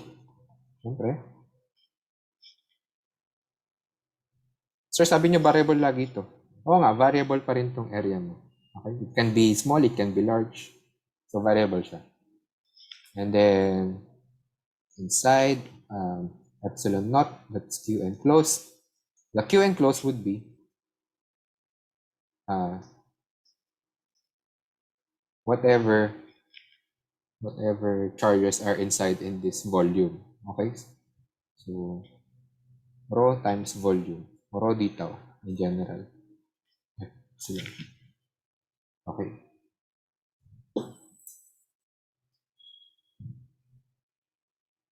Kukuhanan din po ba no? Yes, okay. So, pwede ka mag-proceed. You have another pillbox here. Okay? And then, if you want to know the total field inside, you just have to sum yung side na to tsaka yung side na to. Okay, if you're looking at this, probably 0 yung field inside.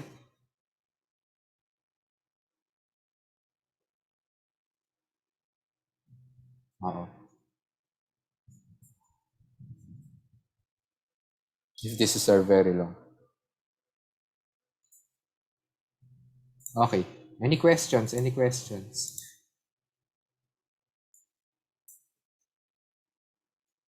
Any more questions? So guys, ayun, pagtuunan nyo napansin yung ano, no? Pagtuunan nyo napansin yung causes law and Ampere's law. Okay? For the Ampere's law, ang gagawin nyo naman sa pagpili ng Amperian loop, di ba? B dot TL close integral must be equal to mu naught I enclosed. Okay? So, si B, dapat dinadaanan niya si DL. Okay? Isipin niyo yan. Okay? If you have a straight wire current, I, then you have to imagine first the magnetic field. So, sabihin natin blue yung magnetic field. Alam mo, sa si blue would circle around your current. Equal shapes dapat yan. Circle out siya. Okay?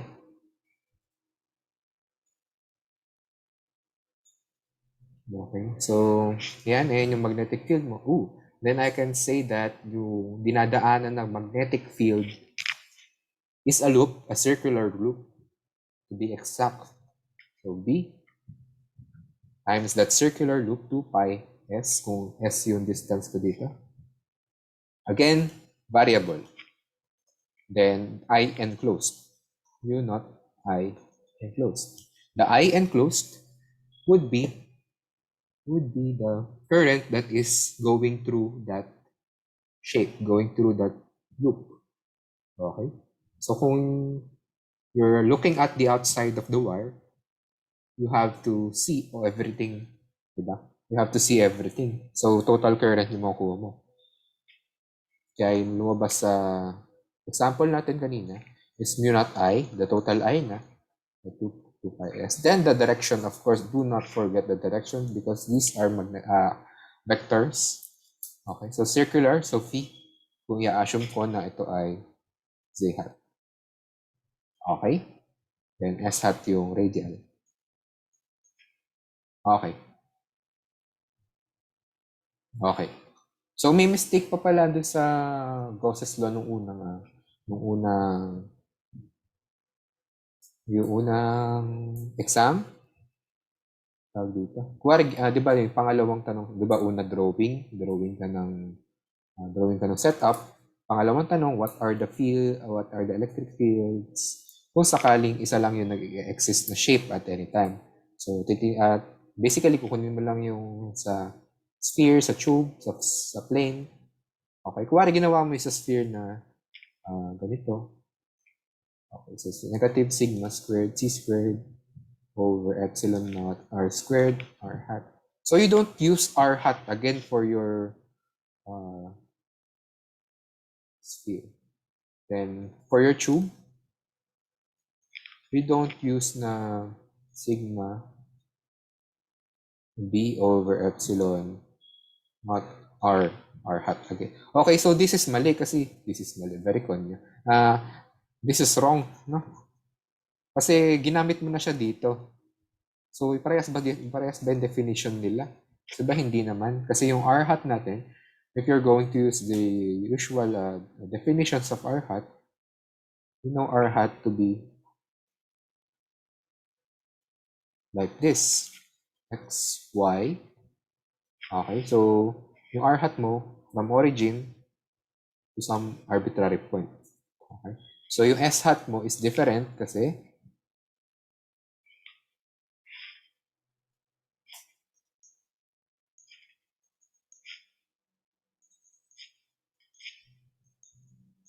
okay, kung wari same point yung titingnan natin, ang z hat would be this point. Okay? So same yung ipo-point out mo na point na to. Z I S hat pala to. Sorry.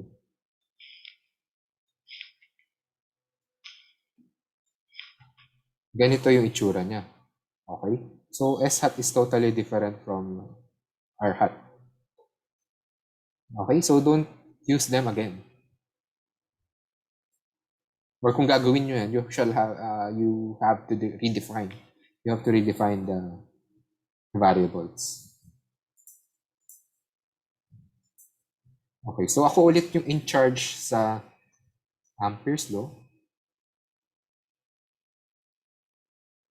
Ampere's law. So, baka ganun ulit yung lumabas na tanong na baka may conjunction of shapes again, the superposition. Okay, so practicing nyo yung ginawa nyo last time. So, ang tinatanong ko last time, what is the electric field? Diba? Field at any point in Z. Point in Z. So, basically, hindi ko tinatanong yung mga field na nagpo-point sa Z hat. Okay? Tinatanong ko, what would the axis feel? Okay? So, yung setup mo nun, X, Y, Z. Okay, so meron kang tube.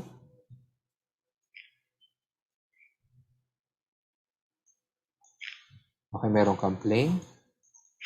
Meron kang plane. Then, inside the Meron kang spherical, something. Okay? So, si Z hat,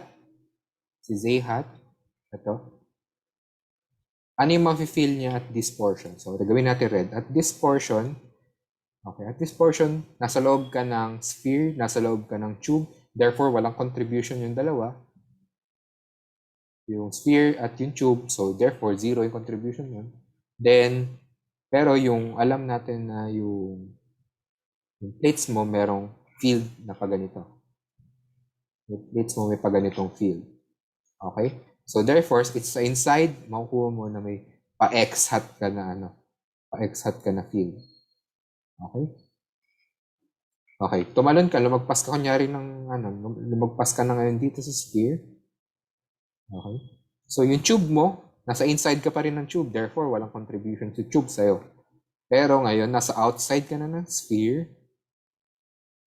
Nasa outside ka na ng sphere, therefore mararamdaman mo na yung sphere. And then, similarly, mararamdaman mo pa rin si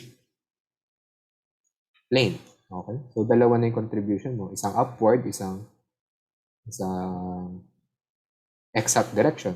Okay? Tapos, napansin mo, ay, negative pala yung charge ng sphere ko. So, dapat downward yung field. Okay. And then, when you look at the bottom part, similar, mararamdaman mo pa rin yung plane, which goes like this in the negative x-hat direction. Then you feel the contribution of the sphere going upward. Okay, so dalawang terms makukuha mo, isang upward, isang leftward, or x-hat and then z-hat. Okay. Sir, gaano po kahirap yung exam bukas? Dapat same difficulty lang nung before. Hindi. Feel ko nalito kayo dun sa yun sa Green's function. So, feel ko mas madali bukas. Okay? Feel ko mas madali na bukas. Kasi, dapat sanay na kayo kumuha ng Gauss's law or Ampere's law by tomorrow. Okay?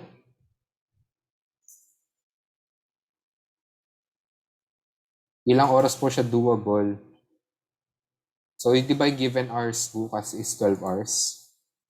Sorry, na pala tayo, nag-extend na pala tayo sa time, no? So, kung gusto na mag-leave, okay lang.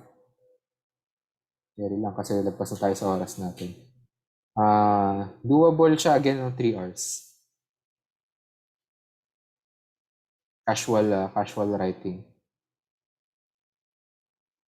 Last time din naman, ganun lang din dapat katagal yung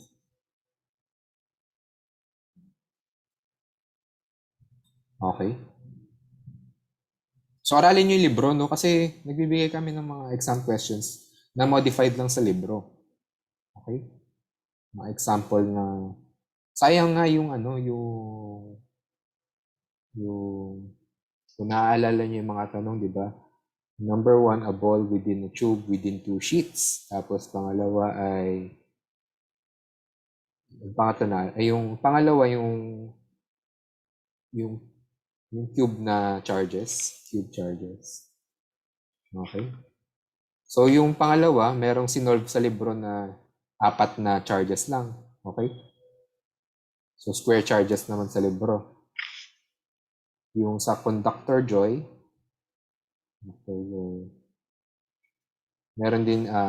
meron din example sa libro na dalawang hollow sphere lang yun nasa loob mo.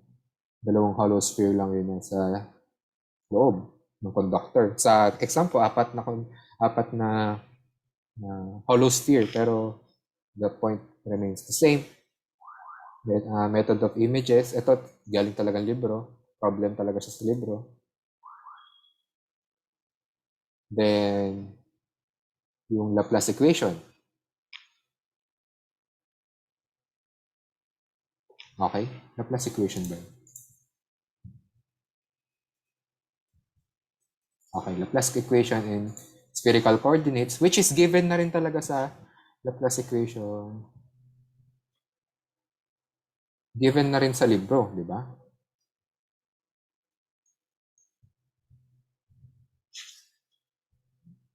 Yung 6, kahit hindi mo to napag-aralan, you just have to reverse engineer it. Okay?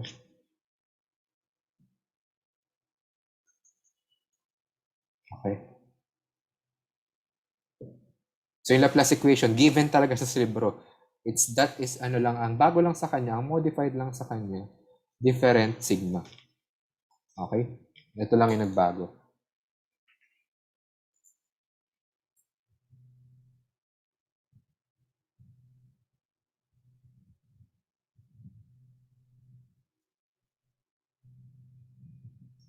Sir, kunwari po yung M field ng B field, okay. M field, nakakalito. B field ng rod, plane, solenoid, etc. Sinolve na po sa book. Kailangan pa po ulit namin isolve sila. Alam nyo, it's safe to solve things again. Okay? Pwede nyo, sige, okay. Kung ayaw nyo isolve, wala naman akong magagawa dun sa final answer nyo. Pero kung mali kasi yung final answer nyo, tapos you know how to do it, pero hindi nyo lang pinakita kung paano nyo ginawa, then wala akong mapaghuhugutan ng bonus points. Okay? Meron kasing mga error na, may mga error na nagkamali ka lang sa algebra, which is acceptable. Okay, kuwari gumawa ka ng either Gauss's law, 2 pi s, tapos equal to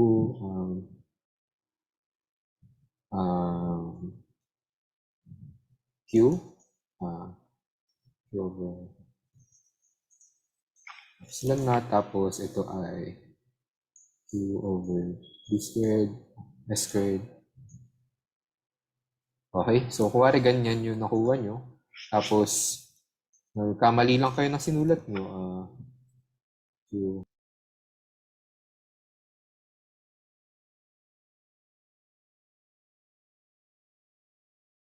Hello, naputol ako, sorry. Saan ako nag-end? Saan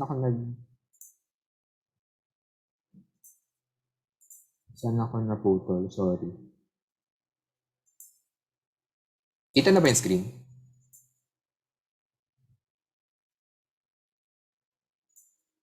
Okay. Kuwari, nagkamali lang talaga kayo sa algebra. Tapos nagawa yung s cube. B squared. Ganyan. Okay.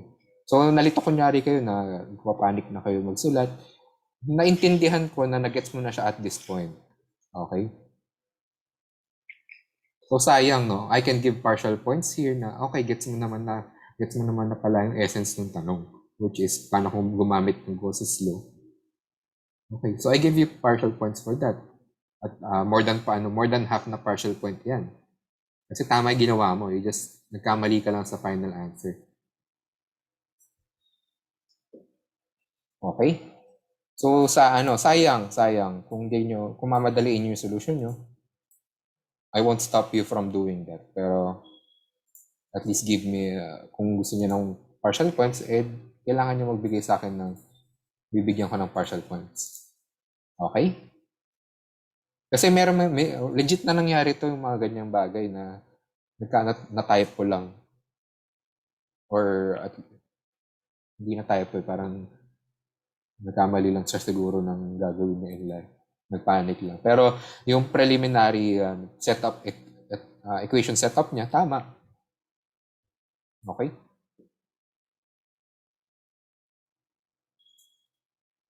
Okay, so anything else? Anything questions?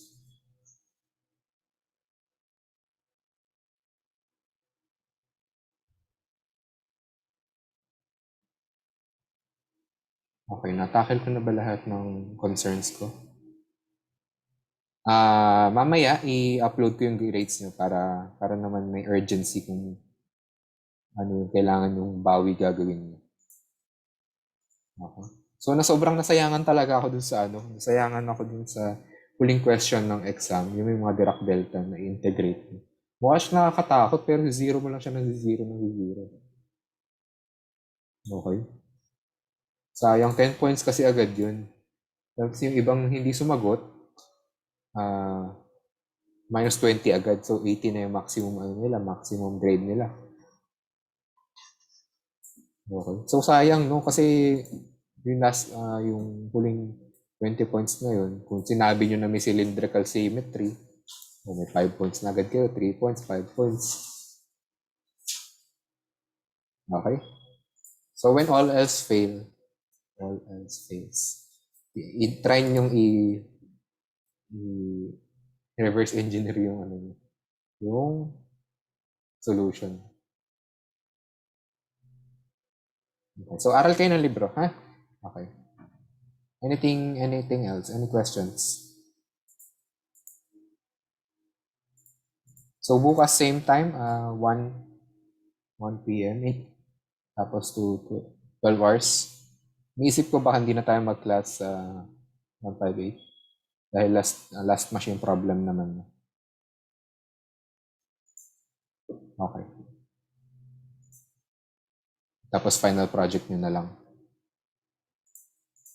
Diba? Kasi machine problem number ano na ba tayo? 4 na. Okay. Machine problem number 5 na lang then we're done with 158. At least yung 6 items uli. Tanong ka. Binabasa ko lang yung tanong. 6 items ulit, sir. Medyo napagod si Sir Baguno kaya 2 questions lang daw bibigay niya. Okay, baka 2 questions lang din.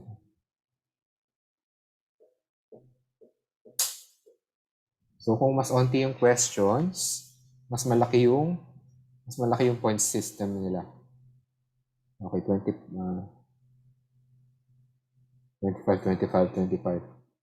or more, di ba?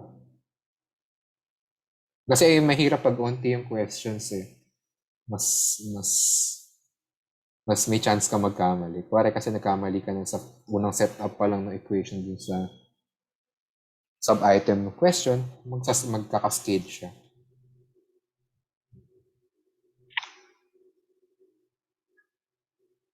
Okay?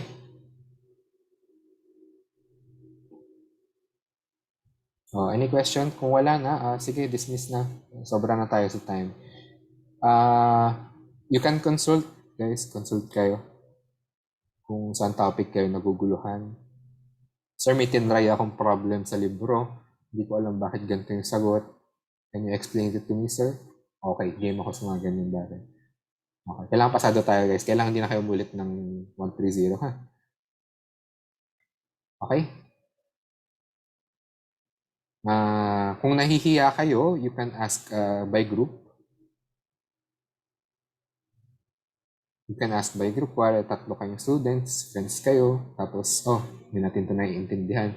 Hindi ko yan naiintindihan. Pwede nyo i-collect yung mga tanong nyo. Tapos, okay sir, consult kami ng ganito. Okay. Sir, pwede pong pa-clarify po ulit yung gamit ng boundary condition. Okay. So, pag meron kang sa boundary conditions, whenever tatawid ka ng surface current or surface charge for your electric field, meron kang discontinuity. Yung perpendicular at parallel sign, yung perpendicular sa surface. Okay? Okay? Perpendicular sa surface at parallel din sa surface. Not the vector ha, yung... Okay, sige. Drawing tayo para hindi naman magulo.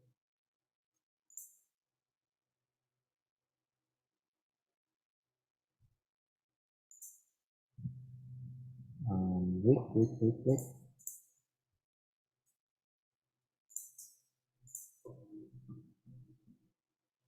Okay, kuwari meron kang surface, itong green. Yes.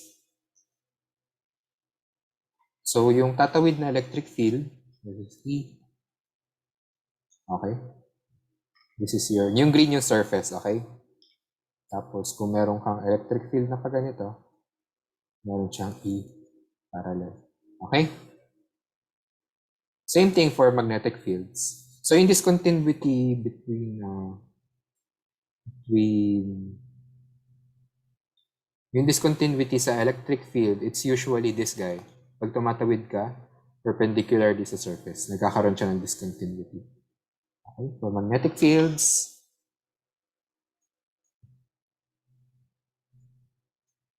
ito yung parallel mo, and then this is your perpendicular.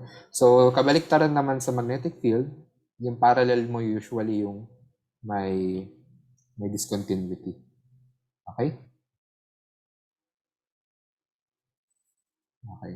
So, this happens whenever you have a surface, which is sigma, or K flowing through that surface. Okay. So, pan-check lang naman sila. Hindi naman usually yan tinatanong. Or pag ginagamit lang siya sa Laplace equation. Okay? So, dito, yung sa last time, sa exam, may tumawid siya sa Laplace equation yung sa first exam. Di ba tumawid yun ng ano? Meron ka inside the sphere and outside the sphere. Tapos, may sigma kang given. So, the continuity will be given by partial of V out with respect to R, which is yung perpendicular component nung surface mo. V in, partial R, and sigma E. Okay, so parang ganyan yung nakita niya, di ba? Yung discontinuity ng potential. Or in essence, kapag nilipat nyo to sa gradient ng V, magiging E sila.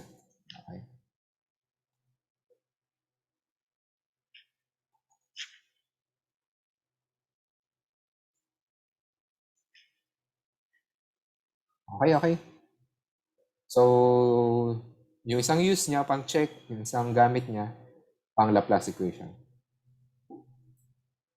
Okay, wala na. Meron pa ba? Oh, meron pa. Sir, pag kunwari yung tanong magnetic field inside, kasama ba, sir, sa influence yung sa surface current? Sir, pag okay, tanong ay, pag kunwari daw ba yung magnetic field inside, kasama ba, sir, sa influence yung surface current? Okay, what does the text tell us?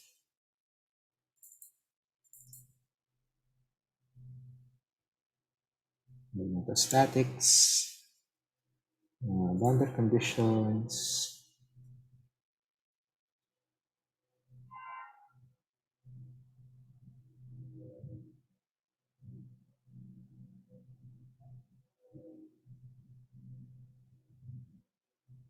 Yes, kasama. Okay, actually depende sa system mo. Kung naalala niyo yung solenoid, try natin yung solenoid. Sige, try natin yung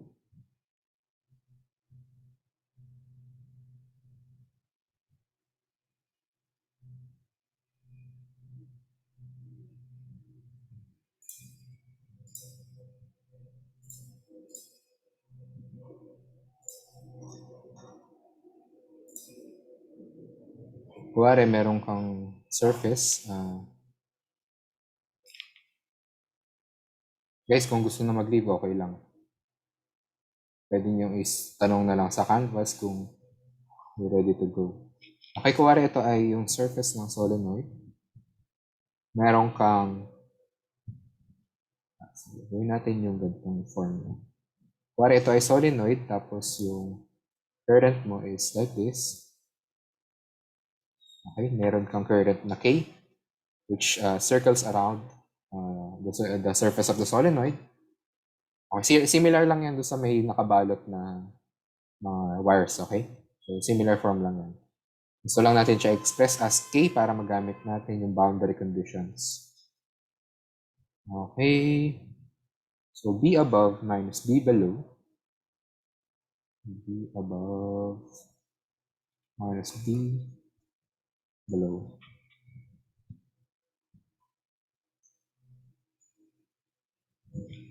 Must be equal to K. K plus N. Okay, ito yung nasa libro. Mu naught times mu naught pala. Mu naught. Okay. So, what is B above? B below.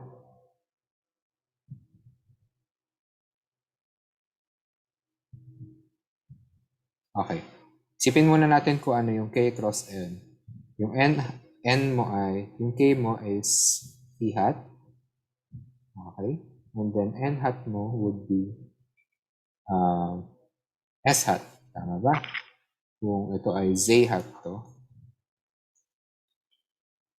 Okay, so this is, hindi natin alam kung alin yung B above, B below. So, try natin i-decipher to. K times P hat plus S hat. So this is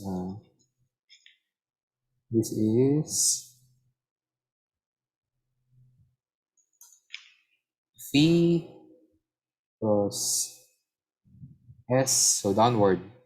So Z, negative Z hat. Okay. So yung B above would be the outside one.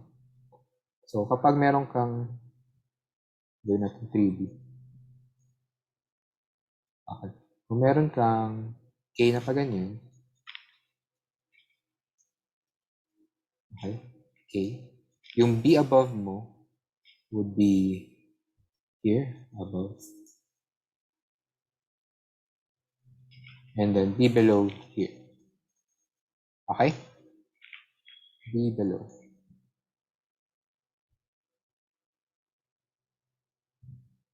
Okay. So B above, tapos alam natin 0 to, minus, so nandito, ito yung B above, di ba? Ito yung B below.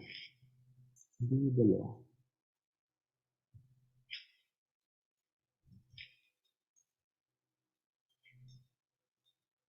Okay, and it makes sense na.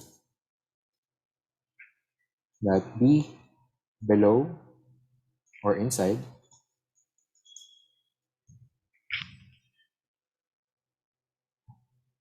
is just mu naught K. Mu naught K. Z. Okay, na-cancel yung negative signs. Okay, if we are gonna write K is equal to Ni, then mu naught Ni ito. Okay, does that answer the question?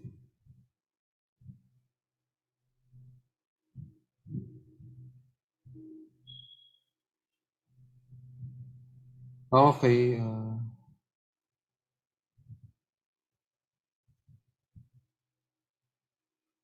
so yan. Depende sa system kung alin yung paano yung talon mo. But the question remains the same. Tumatalon siya ng amount of mu naught K.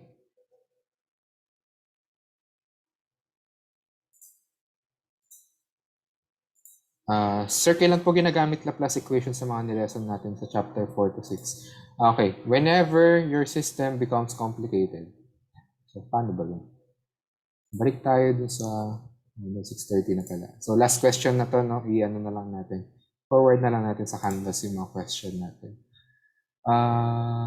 Kailan ba tayo na lang?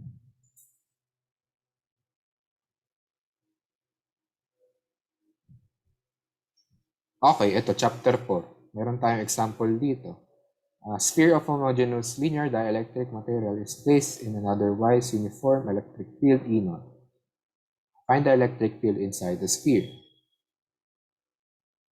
Okay, you can use the usual way of solving things, but that would be very, very, very difficult.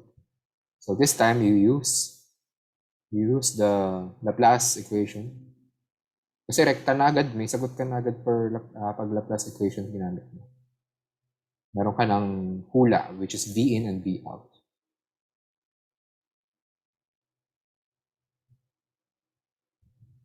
Okay? So again, guys, wag kayong gagawa ng ini-square nyo yung, o pinocube nyo yung Legendre polynomial. Mas lalong magiging complicated yung mga bagay-bagay. Okay? Okay, so sige, yun lang muna. I-forward nyo na lang yung mga questions nyo on Canvas. Okay, so gagawin ko tonight yung mga exam questions. Good luck, good luck. Good luck sa exam ni bukas. Okay? Okay, so try kayo ng mga problem set sa libro para kung sumamba kayo, lumabas sa exam, di ba? Okay, kung may hindi kayo nagigets na problem sa libro, you can ask me. Okay, thank you. 100 points.